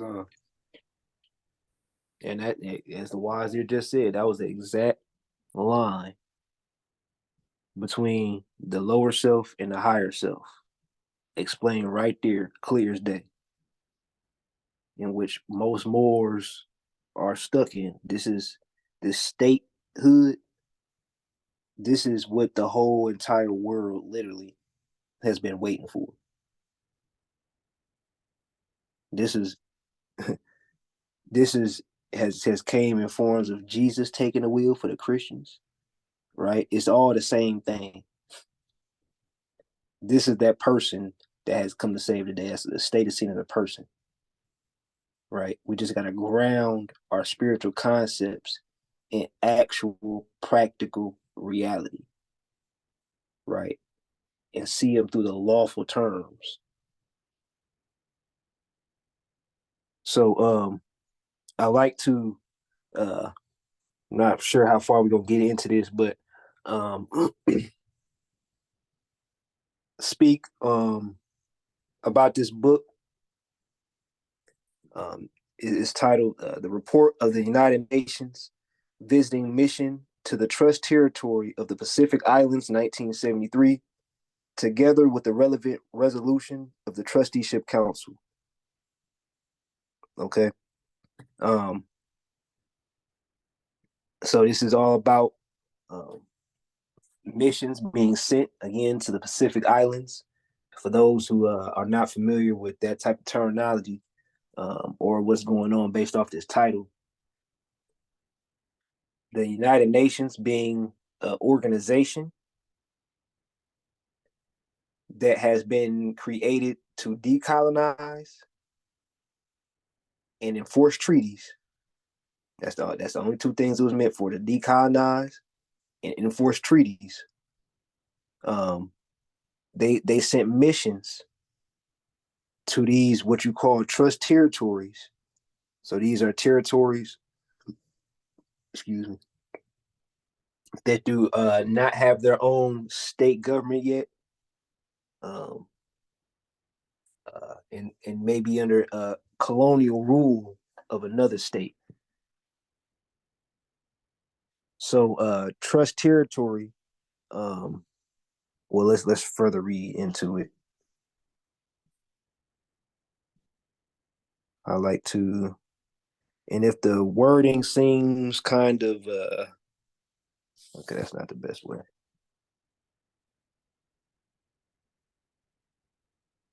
If the wording seems kind of small, please forgive me. I'm trying to do this off of a phone right now because the laptop I have does not allow me to download Zoom. So I got to get a new laptop that does. So and I'll read not every point, but just I'll read a few points. And I like to read from this because it explains a lot about the mentality of Moorish Americans. A lot of their situations mimic ours. So when we read case law based off of what happened when the United Nations sent people, departments to these trust territories to help them figure out how to decolonize, right? And we see that many situations are different. We can not only see what we can implement, right? But also see what makes our situation unique. And but there's much to see. I can go on and on, but I just first like to start reading. I would ask somebody to read, but I don't think that that's too legible, so I'll read it myself here. 0.505. Okay, it's talking about the background of a Mariana Island district.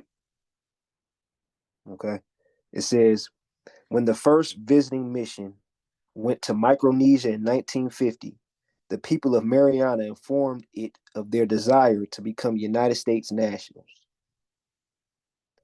Since that time, they have constantly indicated that they wish to maintain a close relationship with the United States. On February 5th, 1961, they held an unofficial poll which produced 1,557 votes for union with Guam and 818 for annexation by the United States, while only 21 preferred the status quo. The visiting mission, which arrived in the territory shortly afterwards, received 2 petitions. One from persons from uh, Carolinian origin in the Marianas who were opposed of the unification of Guam or with Guam. The other from the local legislature favoring unification. The results of the second poll were submitted to the 1964 visiting mission of 1,886 persons who voted. 1,231 desired unification with Guam. Further polls were held in 1961, 1968, and 1969. The last produced the following results. For unification, 1,942 for the establishment of a Micronesia associated state, 1,116 for becoming a unincorporated territory, 107 for independence, 19 it was 19 for independence, or for independence 19. So that means it was 117 for the unincorporated territory. Okay, I just was speaking in the wrong tone, forgive me. Since then, the Marianas have regularly sent petitions and petitioners to the Trusteeship Council as a token of their wish to be distinguished from the rest of Micronesia. Okay, so pause right here. What's going on here is that different people in Micronesia wish to be different things based off of their understanding, which is similar to our position, our situation. Moorish Americans want to be Moorish Americans, and Moroccans simply want to be Moroccans, right? When you've heard Moroccan Moors, right? Well, there's Moors all around the world. We just read the treaty between Britain and America, but those are British Moors, right? They're British politically. But just like there's American Moors, Moroccan Moors, there's Moors all around the world. Moor is a general term. But to be a Moroccan, that is a Moor politically and in a general term. Whereas everywhere else, the general term being Moor, right? Moor meaning dark skin and all this types of stuff. Politically, what does Moor mean? Moor means Moroccan. So yeah, in a general sense, everybody's a Moor, but politically, not everybody's a Moor. Or are they? Because what did the treaty say? So you're American or British or what have you until you return home to Morocco. It's up to you. But in regards to what we just read, again, you have different people want to be different things. So you have a certain group of petitioners that petition the Trusteeship Council, right? While everybody else want to go do their thing. Okay, it goes to say in 1971, a survey made by the elected representatives of the Marianas is said to have shown that the inhabitants of the district wanted a political union with the United States. The Joint Committee on Future Status gave the view that it would not object to a political union encompassing the Mariana Islands if that union reflected that freely expressed wishes of the majority of the population.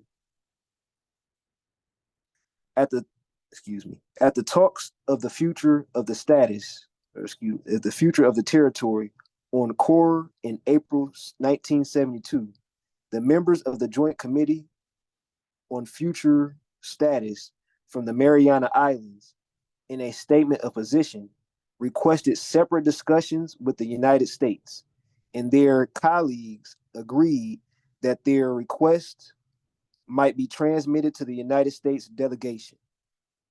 It was accepted immediately by the United States, subject to the negotiations at a later stage, I believe that is.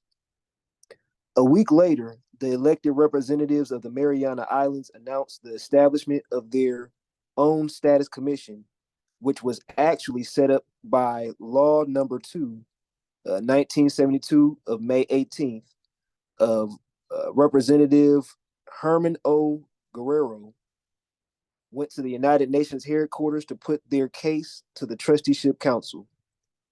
They argued that Commonwealth status would best suit the people of the Marianas, who, in accordance with the United Nations resolution, should be allowed to constitute separately a political union with the United States. All right, so so far you have the different angles that you can say people are exercising in thinking that that's the correct way, whether it's this way or that way, right? But nonetheless, it's being bottlenecked. That whole section was bottlenecked in the understanding that there was a certain group that asked to speak with the United States separately from how everybody else is speaking and handling their situation. So this is basically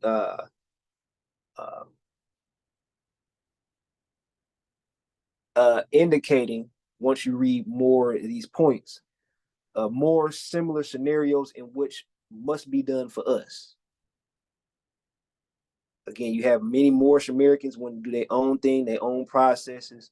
Think you got to send something to the Department of the United States or whatever to get it stamped or whatever, right? But in all truth, not because of these books say so, but the Trusteeship Council is the first point of contact in which that you should reach out to establish a state, or to petition, what have you. Okay, so we're going to read a few more points, points 506, 509, and 512.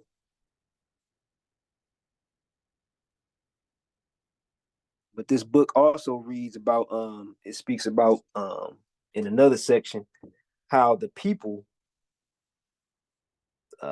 they didn't believe they were who the government was trying to tell them they were.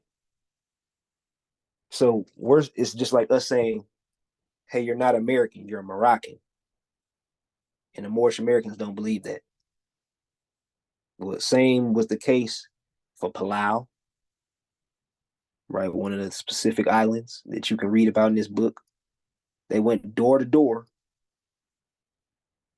talking to different residents as to why or why not do they not support that state government that's emerging from the colonial rule. They gave their different expressions. Some people said they were crazy or misinformed. Some people said they just give up. Some people X, Y, Z. Right? It's the same exact situation we are in which again you can read in this book, and it'll sound exactly like you on this landmass. But I'll read further in regards to points 506. It says, on December 13th, 1972, while the negotiations concerning Micronesia were in supreme talks, began between Mr. Williams, personal representative of the President of the United States, and the Marianas Political Status Commission, composed of members of Congress and the legislature, municipalities, parties, and commercial enterprises. Senator Pangilinan, the spokesman for the commission, was much less explicit than in the past concerning the future status of the secessionist district, and spoke of a status of a closed association without indicating any preference for the status of a commonwealth. A close association. A close association. Okay. Unincorporated territory or anything else where government land and retention land were concerned, he suggested that such lands should first be returned to the government of the Mariana Islands. Okay. So he suggested that, well, first, if you're talking about this commonwealth, this land, we should have close associations, yeah. Right. But if you're talking about this government, what this land, and what you want to do, he suggested that they return to the government of the Mariana Islands. Right. Just like that document we read earlier said, you must return to Morocco. You must submit to the entire laws of Morocco. Right. So what's clear here is that the Mariana Islands, their colonizers, are not on that landmass.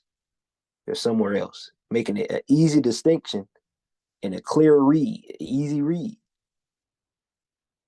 Now, when you read about America and Morocco, the colonizers are on this landmass.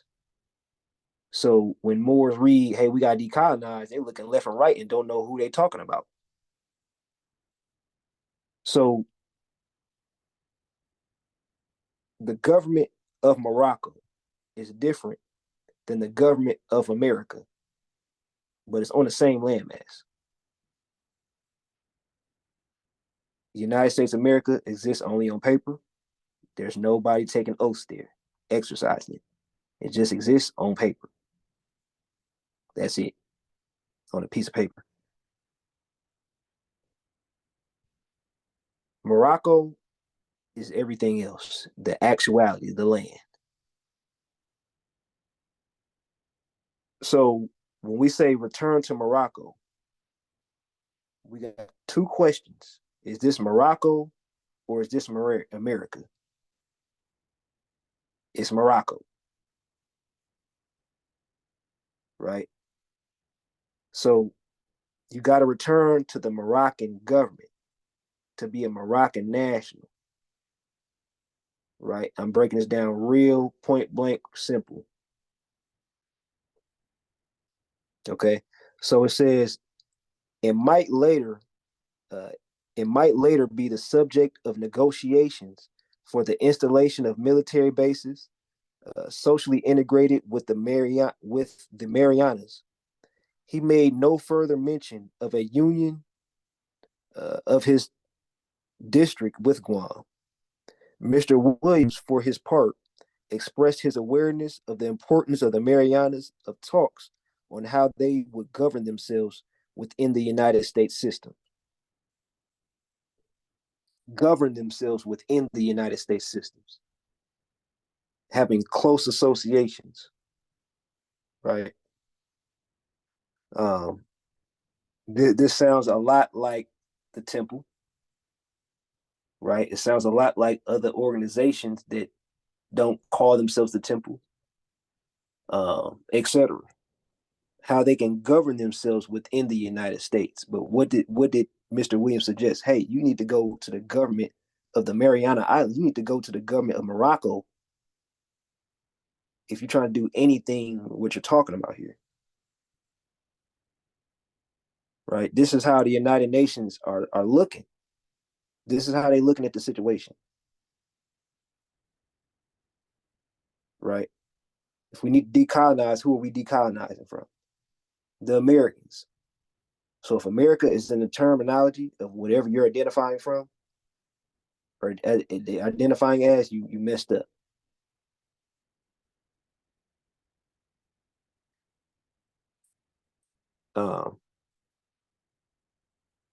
509.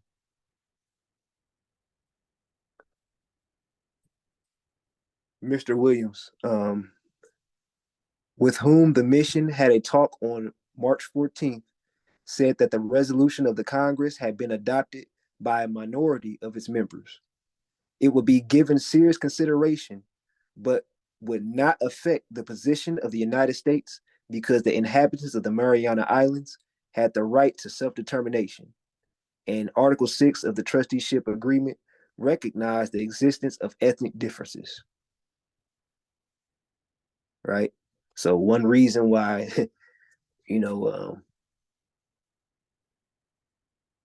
people may question, hey, why don't people just tell us the answer if they know? Right? Well, depending on who you're talking about or to, they could be breaching their obligations and policies. But all in all, everybody has the right to self-determination. And as you see in the scenario of the Trusteeship Council, Article 6, right, of the United Nations, they mentioned that the ethnic differences. So everybody has self-determination and freedom of expression of your ethnic differences. So to tell somebody what to do, well, you can tell somebody what the treaty says, but you're not going to tell somebody how to think. You can suggest, advise, but you're not about to sit there and argue, right? So the more states are actually the ones that's doing the strenuous work as far as pointing back to the water.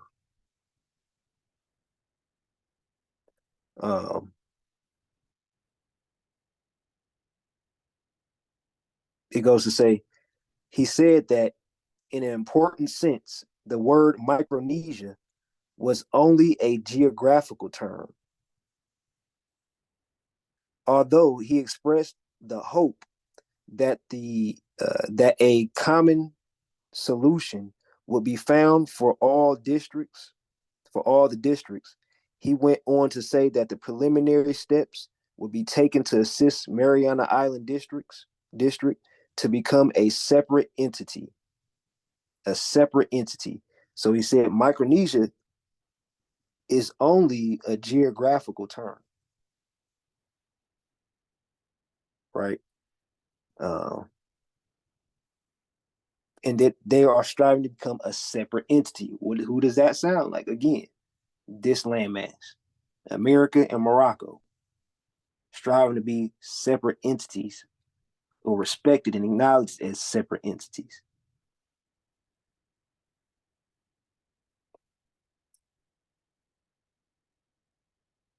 And last point before I open up the floor for any other questions or comments, 512.512. Now it says, in our opinion, it is implicit implicit in the charter of the trusteeship system that the oral is eventual evidence unless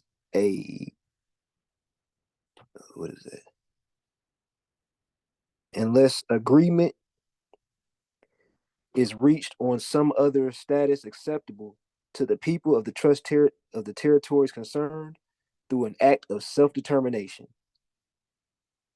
So again, why was nobody telling you the answers? Well, it told you the answers through court cases, France versus United States, treaties, etc. But through self-determination, right? It says eventual independence. If you want your independence, it's going to have to come through you, right? An agreement is reached on some other status acceptable to the people of the territories concerned through an act of self-determination. Micronesia is no exception to this rule. That being so, if one of the parties concerned wishes to discuss the question of independence as one possible option, the other should be prepared to join in such a discussion. What either party sees as the conditions which should or might apply is an independent situation would naturally emerge from these discussions. There should be no instance by one on getting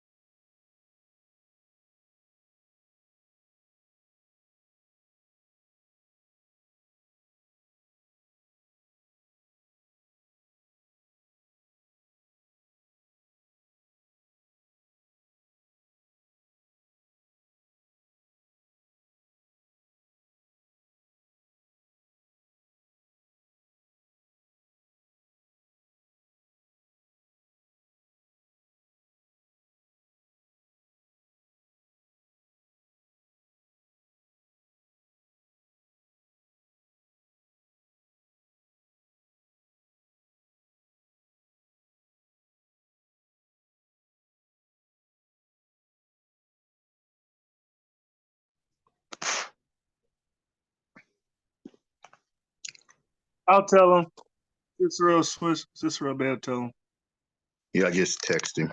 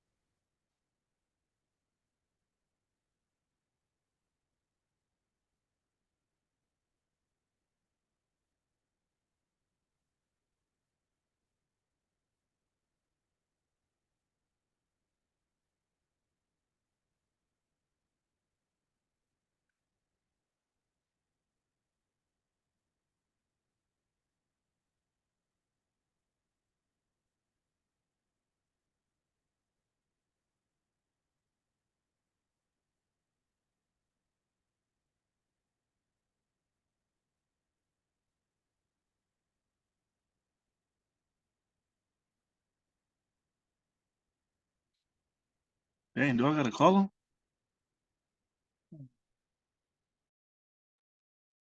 I can hear you. I can't hear him or see the screen.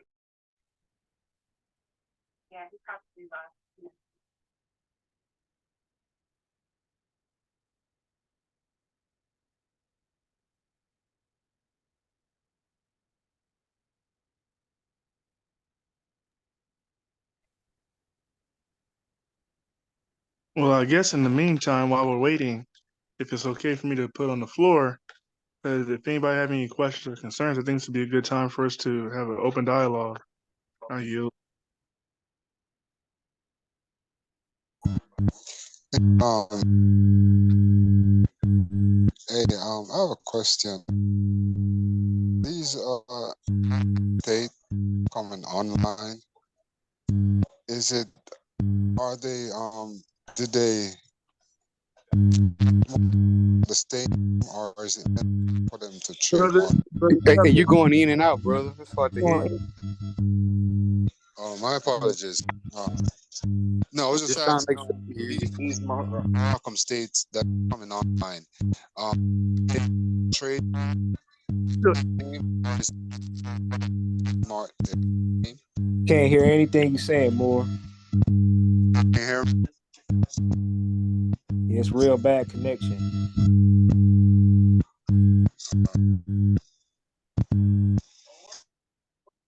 it got worse and worse.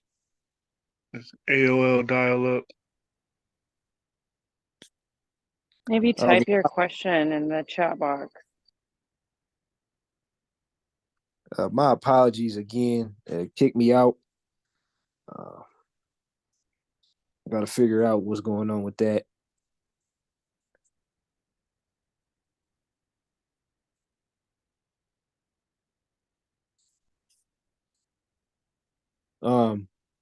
So I'm not sure what discussion was on the floor.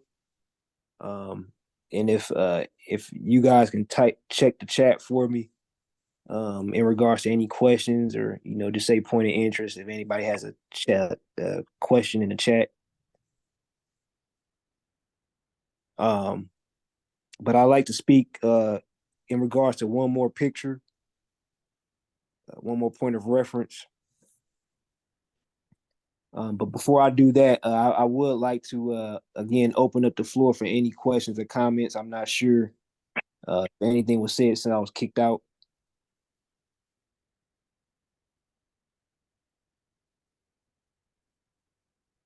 There was just a brother we had a hard time hearing. He wanted to make a statement or ask a question. Okay. All right. There might have been somebody else too, as I was speaking. Okay. If anybody else had that question or would like to bring it to the table, you can do so now. Yeah, what I have is more statement, not really a question. What we're attempting to do with the WRC is to actually assist with the administrative, which is part of the Not to cut you off, but you sound kind of far away from the phone. Oh, you know what? Probably because I have it on my speaker. So let me take that off real quick. Okay. Okay, can you hear me better now? Yeah, that's way better. Okay, perfect. So what I'm basically saying is that with the WRC, the goal is to help the states, especially the political groups that are forming, tackle the administrative process. So I personally can admit there's a lot of stuff that I don't understand, and I haven't been exposed to in regards to studying Moorish science, Moorish history, Moorish, studies and things, because I've only been in the movement for a year and a half now. But my expertise is process improvement, organization, administrative, and taking care of all of those that support your state and its functionality. It's a monumental task to try to get through the process of decolonization, and there's absolutely no way a state can do this on their own.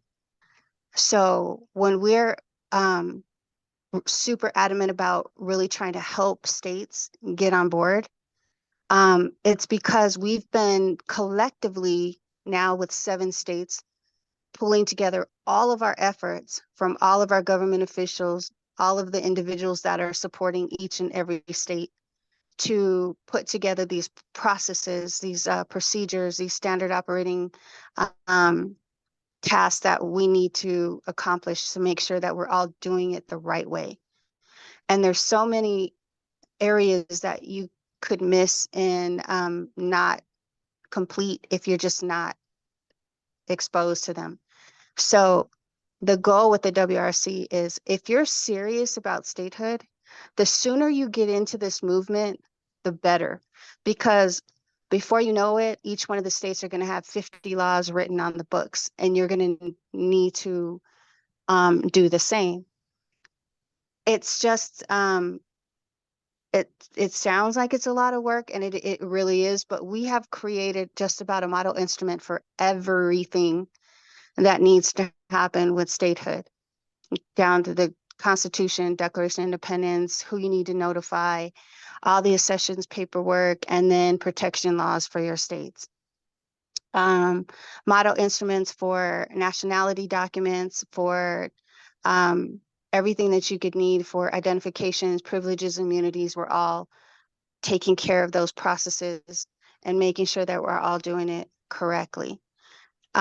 So I don't recognize a lot of people on this call. I do recognize most of them, but not, there are some other handfuls. So I just say that, like, the reason that these gentlemen and these women are on these calls trying to teach you and give you information about statehood is because the sooner you get into this movement and start working on your state, the easier it is going to be for you to catch up. Because when we talk about like how many videos have you watched with the impact study sessions, and now we're at 116, and if you're just now getting in, you have 116 classes to get caught up. And it's important that you watch all of those classes. And most of you may have already, I'm just assuming, but there's a lot. And so therefore, we're really trying to make sure that we're here to support that process, and just give you whatever it is that you need while you're going through that process. Other than that, I yield the floor. Islam. And thank you. That was the executive director of the WRC, Nova Iluil, for those who didn't know. Are there any other questions and comments? If not, I'd definitely like to build in regards to what the executive just said briefly before we go into what's on the screen here.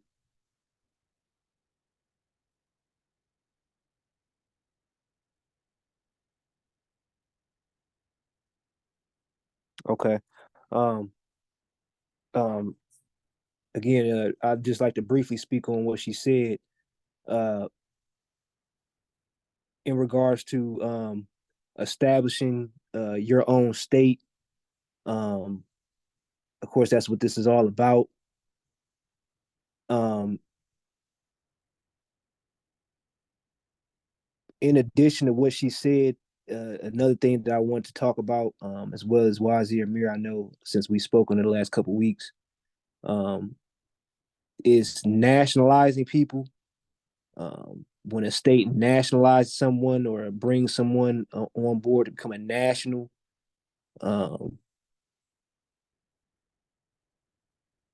yes, nationality is a right. It's definitely a human right. Yet, when we create more states, to be a part of that is a privilege in which, for one, I say that because there's a term called persona non grata, in which a person does not have to be accepted by a state for whatever reason. A reason doesn't have to be given,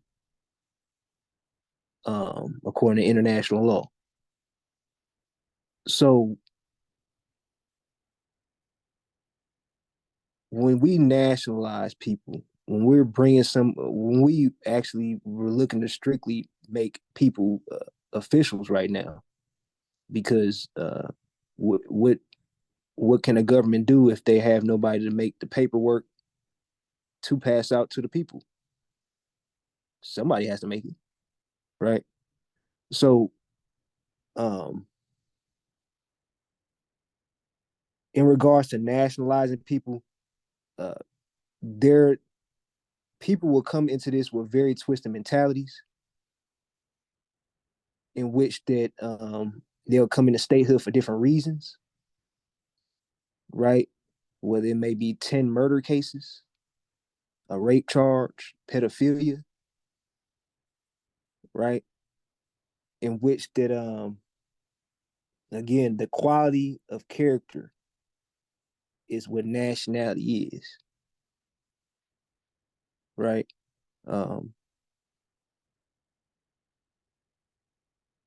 There has not been established a process for how the states will be dealing with different people in different situations,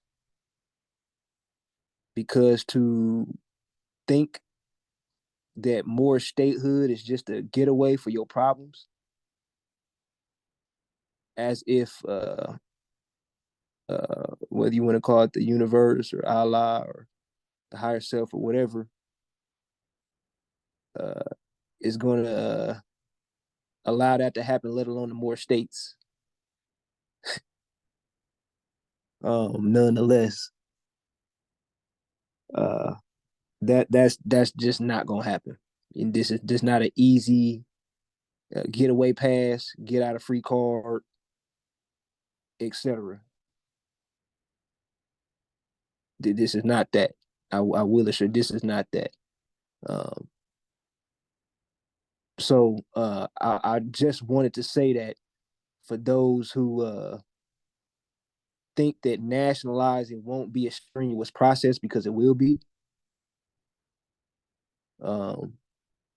If you learn from any other European government and look at their due process of law, as far as how to become and make sure this person is in the right position to become a national subject, alien, or what have you, is a thorough process. Okay. Therefore, nonetheless, will Moorish American mentality be checked, but also background checks, etc. Whether you end up having to go get one from the United States due to protocol or what have you. Because my whole point here of saying is not to say this is exactly what's going to be implemented, but it will not just be a getaway card, a get out of free jail card. Because there are twisted people who don't have an upright character, whether it may be, it could be anything. It could be anything. Pedophilia, gangbang, whatever. Do you know how anxious the world is going to be anxious to point a finger? We got to be the most upright example of a nobleman or a noblewoman, the most upright that you have ever seen. That's why me personally, I deleted about 70, 80 something videos on my personal page on YouTube that talk about spirituality. I don't have time for that right now. So, I'll speak about what's shown here on the screen, but I did want to say that that nationality or being a part of a more state specifically is a privilege. So don't just think that, just because you got Moorish blood that all of a sudden your problem's gonna go away overnight. You got a path and some hands that you need to clean. Point of interest. Yeah, as a state official, it is the job to protect the nationals and the other officials, and that means protect them from other Moors that have bad intentions when they come in. So, there's people who are out, who are pedophiles, rapists, and whatnot. We don't want them to come in and rape our wives, our daughters, and things of that nature. So we have to do the best we can to screen and to make sure that we protect them. So that's our job. I yield. That's all. And that's the underlying point. So we'll read what's on the screen here, and then close out for the night after we open up for some more question and answer. So it says the underline. Well, I'll read the whole paragraph. In the absence of any treaty provisions dealing with this matter, and this is coming from the France versus United States of America court case. Okay. In the absence of any treaty provisions dealing with this matter, it has been contended that a quote unquote right of assent can be based on custom, usage, or practice. It is unnecessary to repeat the reasons which have been given for rejecting custom, usage, and practice as a basis for extended consular jurisdiction. Uh, Extended consular jurisdiction, in which are largely applicable to the quote unquote right of assent. It is, however, necessary to point out that the very large number of instances where the Moroccan laws were referred to the United States authorities can readily be explained as a convenient way of ensuring their incorporation in ministerial decrees binding upon consular courts. In that way, and in that way only, could these laws be made enforceable against the United States nationals so long as the extended consular jurisdiction was being exercised. So, in what way can Moroccan laws be enforced? By utilizing the consular courts. So, what is the order? What do we need? Where do we need to come from? Okay, yeah, we making Moroccan laws, and we got a legislative branch. We got executive branch does what they do, right? But we're focusing on how to come out of decolonization right now. What specific steps? Where do we need to come from specifically? Right? Consular courts. Okay, meaning you have to have a state government to have that has a judicial branch, to have a consular court with elected officials, public inauguration to see the judge, right, and other officials, etc. But it's giving you specific cornerstones to stand on. The consular court, and in that way only, right? So it's the power of a consular court in which that will lead us out of decolonization primarily, in a sense, in so many ways, besides the WRC, etc. So all of these are giving us exact angles in which we should be coming from. We're talking about treaties with with the active adversaries and the triple principles, even in the Treaty of Fez, in which they had a specific order of reformation, aka reforming our mind, reforming our government, step by step. For those who are familiar with what's called the great works, quote unquote, or the 7 stages of transmutation, even, you'll realize that there are certain steps in which that if you go too fast or if you jump the gun, it won't work. So, or the realization or the proper awareness won't be obtained, basically. And that's the same thing that's going on here. Okay. A lot of Moors are very, very anxious to be financially set for life. I understand that. I overstand that. I understand that, whatever you want to say. But the thing is that we must mature our minds by looking at the entire situation first and reigning in the exact order of what the treaties say to do.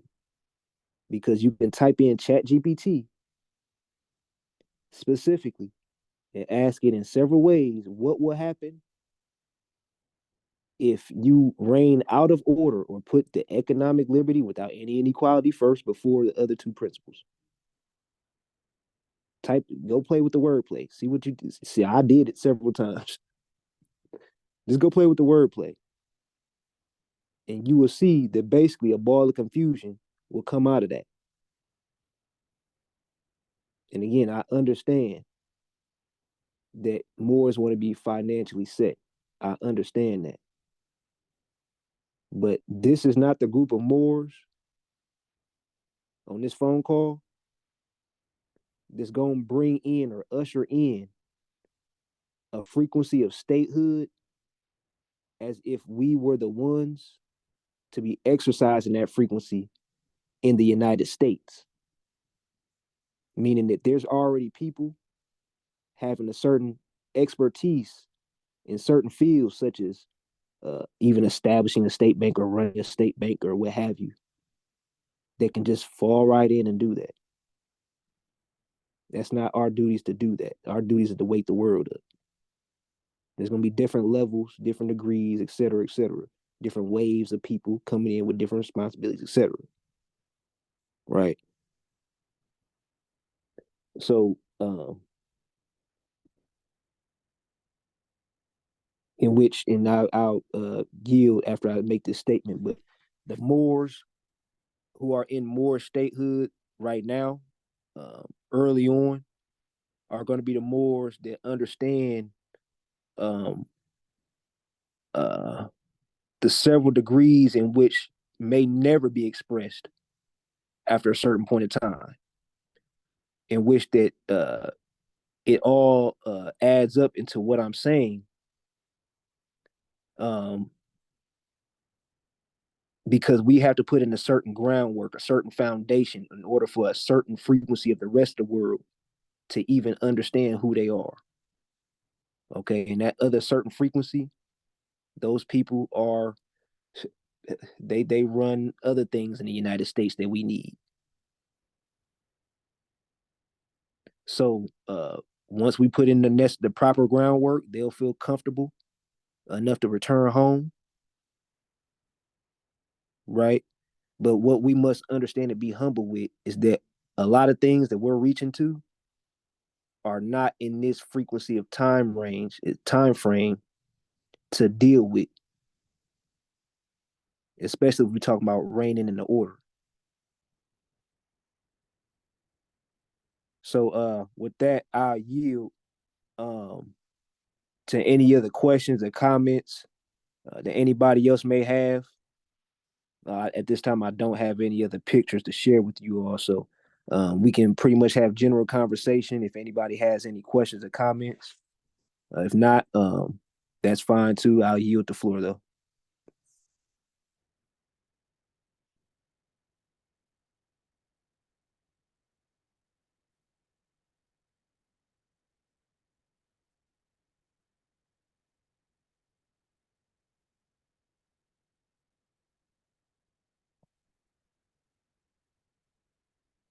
All right. Nobody got anything to say? I have a question. So, Okay. peace. My question is, I know you were talking about the principles, just like ABC, you don't want to start with A and jump to C and you forgot B and C, right? So my question is, the term commingling, when with commingling like the matrix, I've learned a little bit about discharging debt and things like that. So when we go over to switch over, when we have our Moroccan state and our nationals and things, we're still able to commerce, work in the commerce, and it's nothing that'll get us locked up or it's nothing that's illegal, correct? No, none of this is illegal. Not this, but as far as like, let's say one of the things that I was learning about was how to discharge debt using some of the forms, like 1099-C. The correct way that's laid out in the following. She hasn't paid any of her bills in like 3 years. And I know it's kind of like they call it like there's many names for many things that they do. They have like the matrix. You have the blue pill and the red pill. You have the private and then you have the public. So with me, I'm learning how I have a high car note. So one of the things that I'm about to do is learn how to take that promissory note, because we've created promissory notes.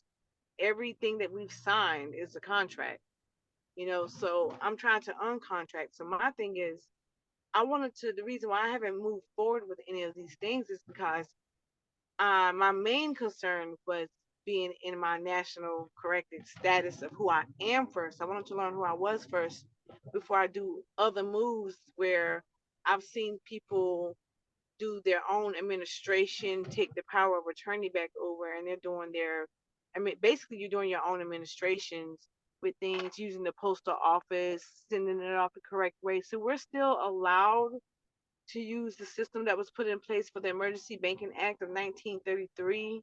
And my main question is, can I do these things without getting into trouble? Am I allowed to do these things? That's my main question. Okay. Um. And yeah, I'll answer that. And if anybody else wants to chime in on it, feel free to do so. Um. Uh. Being that we're colonized, right? Um. And they don't want to respect us, right? As colonizers, that's what they, it's their job to colonize. Um. And just to kind of bring up some other oral statements before I even really give the answer, Noble Drew Ali insisted that we don't show our IDs because they'll cause confusion. Um, so with that being said, there's two different worlds, right? Two different jurisdictions. One we're trying to get out of, one we're trying to get in. So to establish a state, you need a state constitution and some other things. And one of the first emanating documents from your state is going to be a state ID, right? Just as other Moors, many Moors, um, did first was probably go on RV Bay Publications or some website and go get an ID or focus on the ID first. Most of them. This ID will be used. This state ID, Moorish state ID, will be used as a Moorish state credential, but you won't show that everywhere at every corporation because just as Noble Drali assisted, it'll cause confusion. So in this very moment, the people who are a part of Moorish states, they can exercise their Moorish state credentials based on their situation at the moment, or it may cause confusion. Okay. Why do I say that? Because we have yet take the United States to court. So that way, because the world doesn't know who we are like that, right? So you don't want to cause confusion there, because not only do they not only who you are, even though they're supposed to already, they probably already do know who you are, just don't want to admit it even. But regardless of the case, we have yet to take the United States to court. And for several different reasons. So basically, we can balance both worlds because we're under threat, duress, and coercion. Right. Okay. So whatever you're doing, whatever it is that you're doing, continue to do that. And on the other side, you develop the Moorish state. And as you develop the state and get all your Moorish credentials ready to exercise, when they're ready to exercise, then you exercise them. And in that way, it replaces what you could have been exercising. Now, again, let's just say you are a Moorish state, you have your Moorish plates, you have your Moorish state ID, etc. You still have to take in consideration where we are at as a whole to try to exercise certain things. So all of what I'm saying here is that to sum up is that again, keep doing whatever it is that you're doing, because that'll change, because our states being respected will change once we take them to court, in which that it would alleviate you having to exercise what you no longer wish to exercise so that you can exercise what you should be exercising. Okay, that makes sense. I only asked that question because I've been following it for years. Some people call it the rabbit hole, and it's a thing to where we can't beat the system, but we can join the system. And I just wanted to make sure that I don't do anything on my end to cause myself to be put out of our nation because I'm doing something illegal or something wrong or things like that. So that was my main concern because, like I said, in order for me to be able to really put my whole time into concentrating on building what we are now building, I need time to be available. So right now, I feel like I'm still a slaving, you know, hours into helping others get rich or build their business when I need all the time and availability to work on building our nation.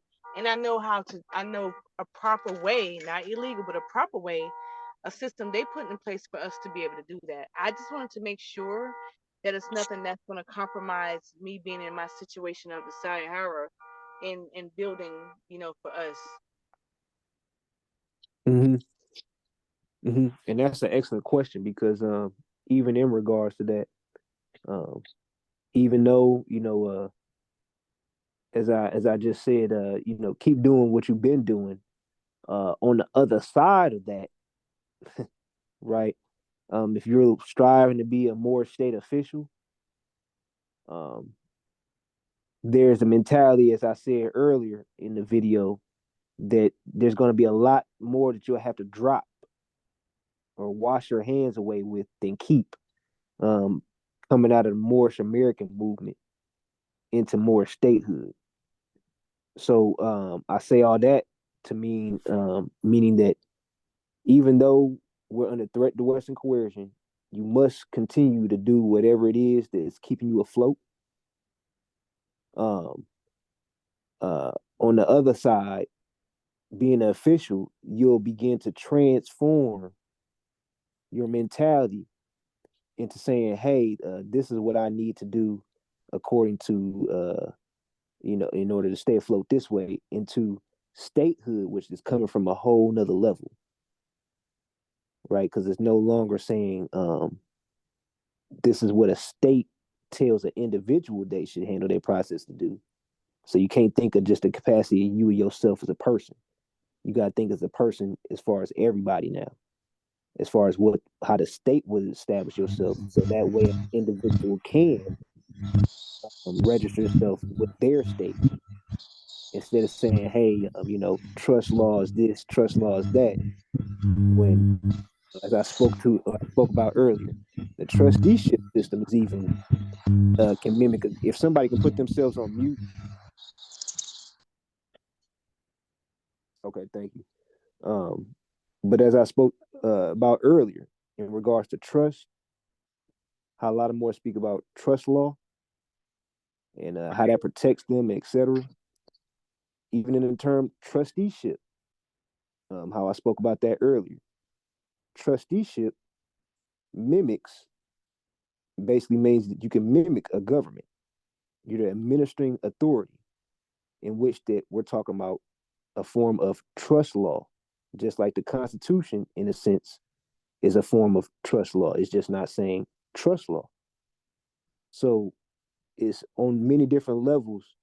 Can we see that these trust territories and are the trusteeship, etc., that so many Moors are focused on trust law that they don't see how they're protected on a state level way before you even mention trust law on an individual level. So at that point, you really just double protecting things, even though you're talking about personal property. But a state constitution is the first form of protection before you even say anything about a trust, anything. Before you even had a state constitution, what did you have properly? And when we talk about these other territories, a trusteeship system. So before, a lot of more say this, we got to do these individual processes. About for every more I know, it's a different process and how they should handle court. And that should tell you something, that it's a hamster wheel. There is no set way to handle trust law in the United States system a certain way. It's a hamster wheel. There's many different ways in which that basically you'll never reach the end goal. Otherwise, it wouldn't be so many ways trying to be brewed up. So it's a lot of individual goals and championships and, rings, this one person be the case, or, this one person doesn't have to pay taxes, or, what have you. This one person, or even if they made an organization, that's cool too. But now you come to the point that organization can't reclaim the land, right? So now you at another uh, ending point. So, all in all, that's pretty much why I'm so stern on this, not exercising the last principle first, even though there are some few ways in which that you can alleviate yourself, but coming into statehood with that type of mentality first and foremost would definitely taint your understanding in regards to international law. So it's definitely a science to it. It's definitely something that we should do, but not first and foremost, because that definitely is people that's into this and won't exercise one document in their state, won't strive to do nothing else, but steady focusing on that money. And you'll see all across the board how it speaks for themselves on how nothing is getting done. All this types of, because what is this? The quality of character. This is the maturity of what you really ready to handle, right? Because once this money come online, when we talk about reparations, trust me, you will get a different character from So I after have state. one more question. So my question is basically, we're just going to, it's just really meant for us to basically mirror or mimic what they did, because they took everything from us anyway. So we're gonna mirror them, like, how you have like the EBT programs or the programs to get this. So basically, it's just like we're just doing everything, putting in place, but for us in programs and grants that we can receive, just like when they have these schools and these schools open.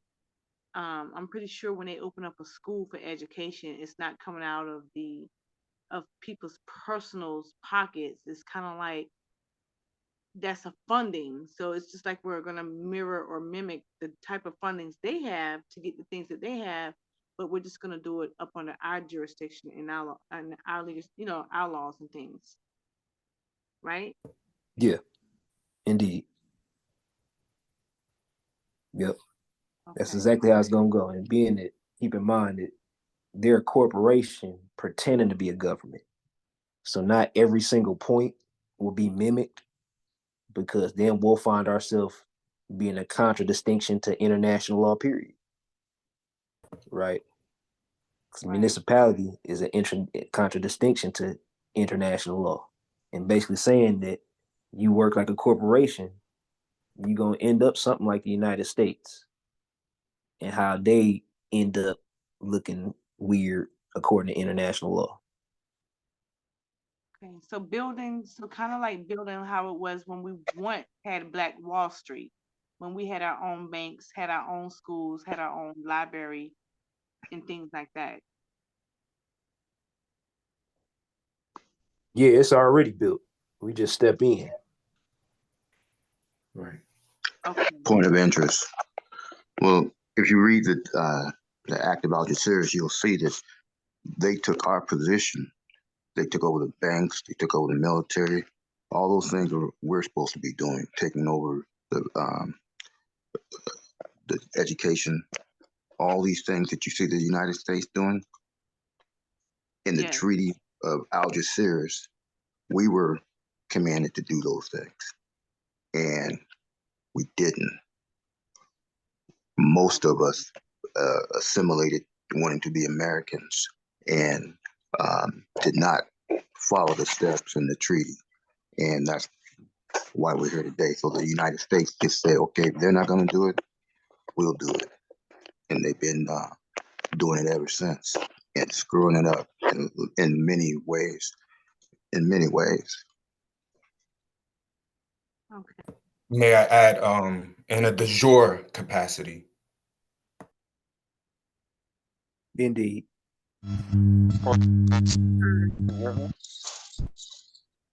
That sounds like you back with the muffle. I can only hear you because I guesstimate that's what you're saying.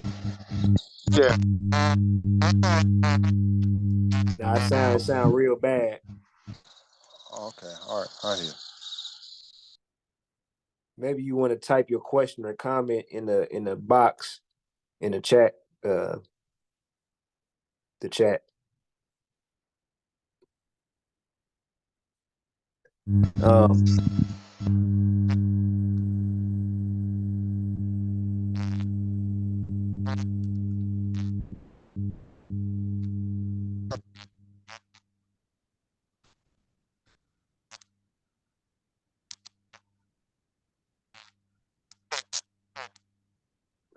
Kwame Bay, if you can type your question, I can't make out anything you're saying. Islam. That's ironic. I heard you say Islam, but absolutely nothing else.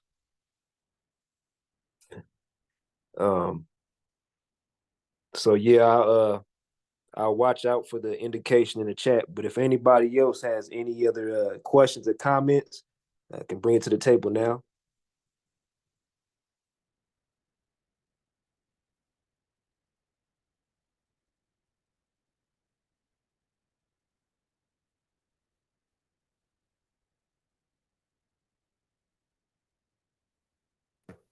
SDL out of Connecticut territory. I'm here because I just see no other way. I see no other way. I see the vision in this movement to bring the people to a whole.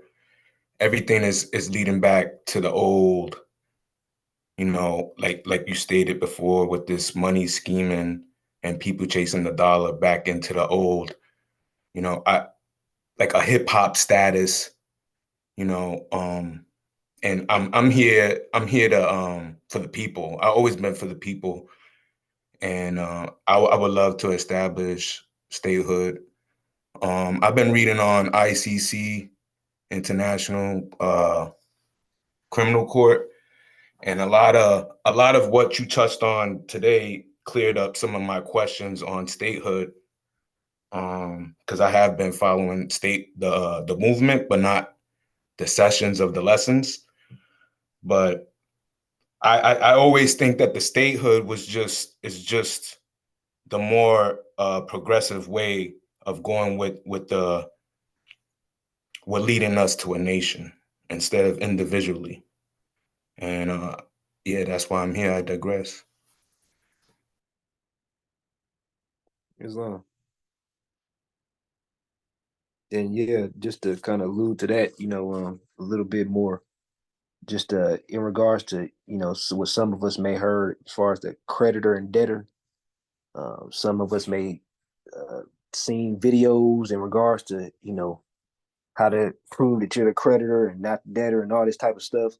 Well, on a state level, you don't talk like that. There is no how to prove how you're the individual is the creditor and all this type of stuff. It's talking about state first.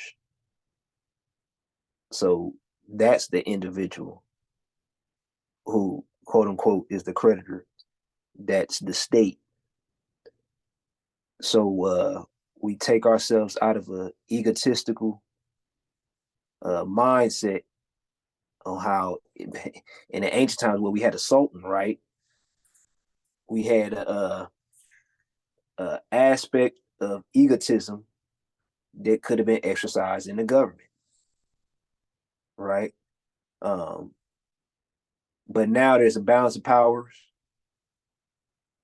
and it'll take a lot more for a government to fall opposed to being based on one person to a certain degree. So now it's all about, a different process. We got to get out of that creditor and debtor. We got to get at that egotistical me. I need a right now solution type of thinking, because the right now solution type of thinking is not gonna get Moors anywhere. So I mean, things will change overnight. You strive for it to. But in order for things to change overnight, a state has to be developed for things to change overnight, which takes work. So I will say that, but I'll yield the floor to any other questions or comments that anybody else may have. Yeah, I just want to chime in about like once you really understand this information, the way that you think things work, or the experience that you would have. Okay, this is my land, like, and that what you think it's like before you actually obtain it is totally different. The way that it's acknowledged and the way that you have to go about it. And I'm gonna say it again, like he just said, in international law, the state is a person. So if you're reading literature, it's gonna, look at them as a person. But if you don't understand these concepts, you'll be reading and it'll go right over your head, and you'll get to the next part and be like, "Well, I don't get that." So I mean, everything is this right here, just like there's always been Morocco, but we've been in America. And I can just say my experience is just so much more different. But every day is something different that you're going to learn, whether it's through a court process or a situation that's going to happen that's going to cause you to look at it from your nationality side. So, I mean, and this is, for me, a lot of things going through this process, it is in a chronological order. So a lot of times I want to know something, how this is going to work or how this is going to work. And then as it comes, in that moment, I either go to a class or I watch something and it'll get an answer. Okay, that's how that's going to work. That's how this going to work. So, I mean, a lot of questions that you have and experiences, you just have to experience it before you try to know it. You can't know something without experience it. You have to experience it first. With that, I yield. Hi, Indeed. this is Barbie J. My question is, can you hear me? Yes, Yeah. ma'am.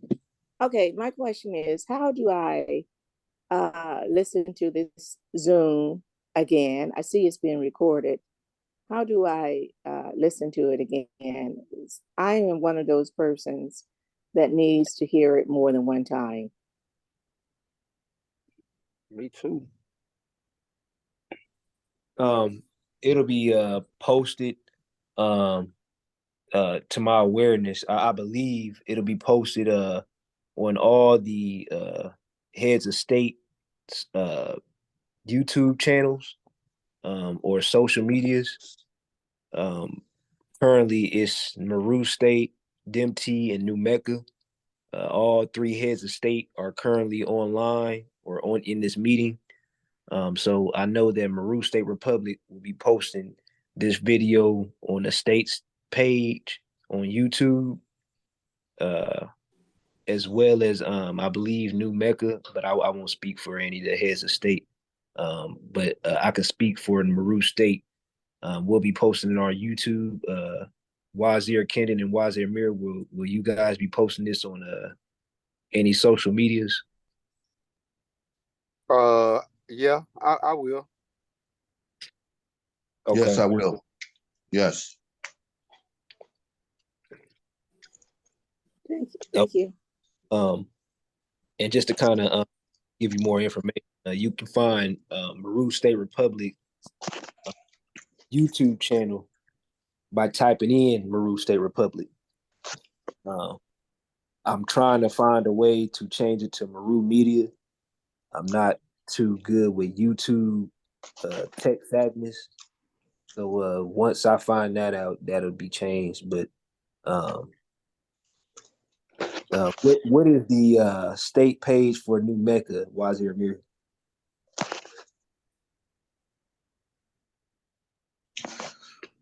I'm in the same process. I had to change the name, or in the process of changing the name.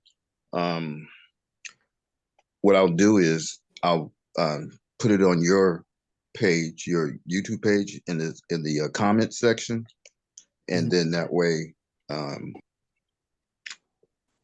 people can come to my page also and see the other videos I have, because I'm putting up a lot of the impact videos from one to the present. And I'm working on that now.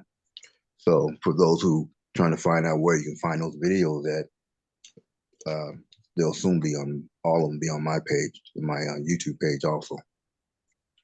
So Okay. And what yeah. page is that? Right now it's AMPNM Media with YouTube.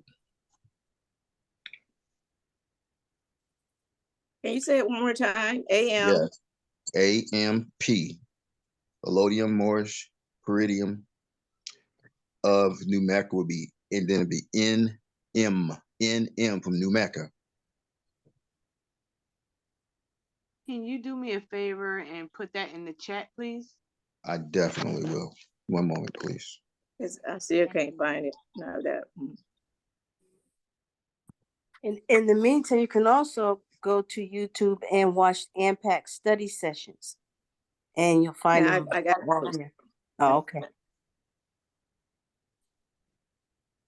And that's who I would more than any of the states, and would encourage you to go watch and pack Ante Colorado and pack study sessions. They have a nice cordial structural study session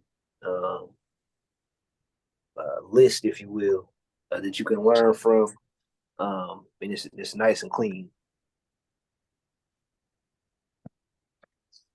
Instead of Colorado? Yeah, Colorado. Ante Colorado. Point of privilege. I put the statehood. It's a Moorish statehood. We have a statehood Telegram group. You can find Moors that's in non-self-governing territories trying to establish states, and it's just a wealth load of information about statehood and all type of just it's good information. So you are welcome to join if you would like.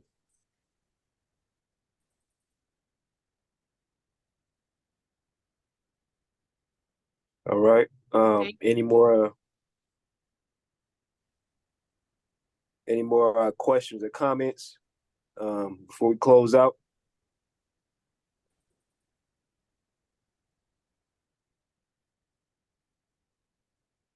Thank you for your time. Thank you for joining us tonight. Ashe. Thank you.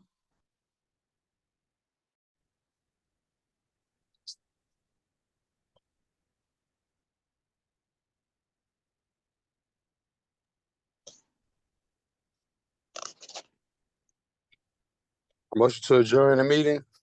If that's okay, President.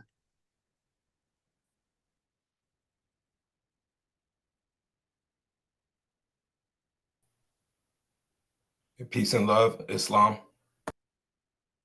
Love, Islam. Islam. Peace and love, Morph. Peace and love, more. Islam, peace and love.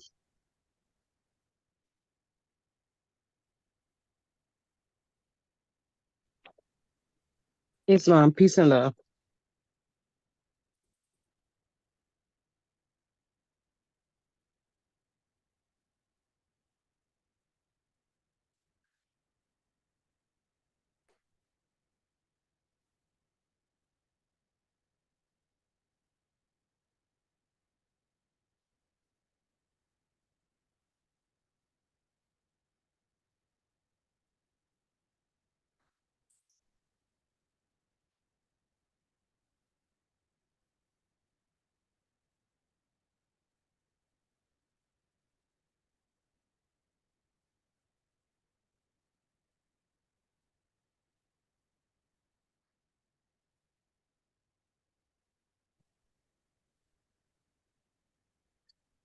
got kicked out again. That's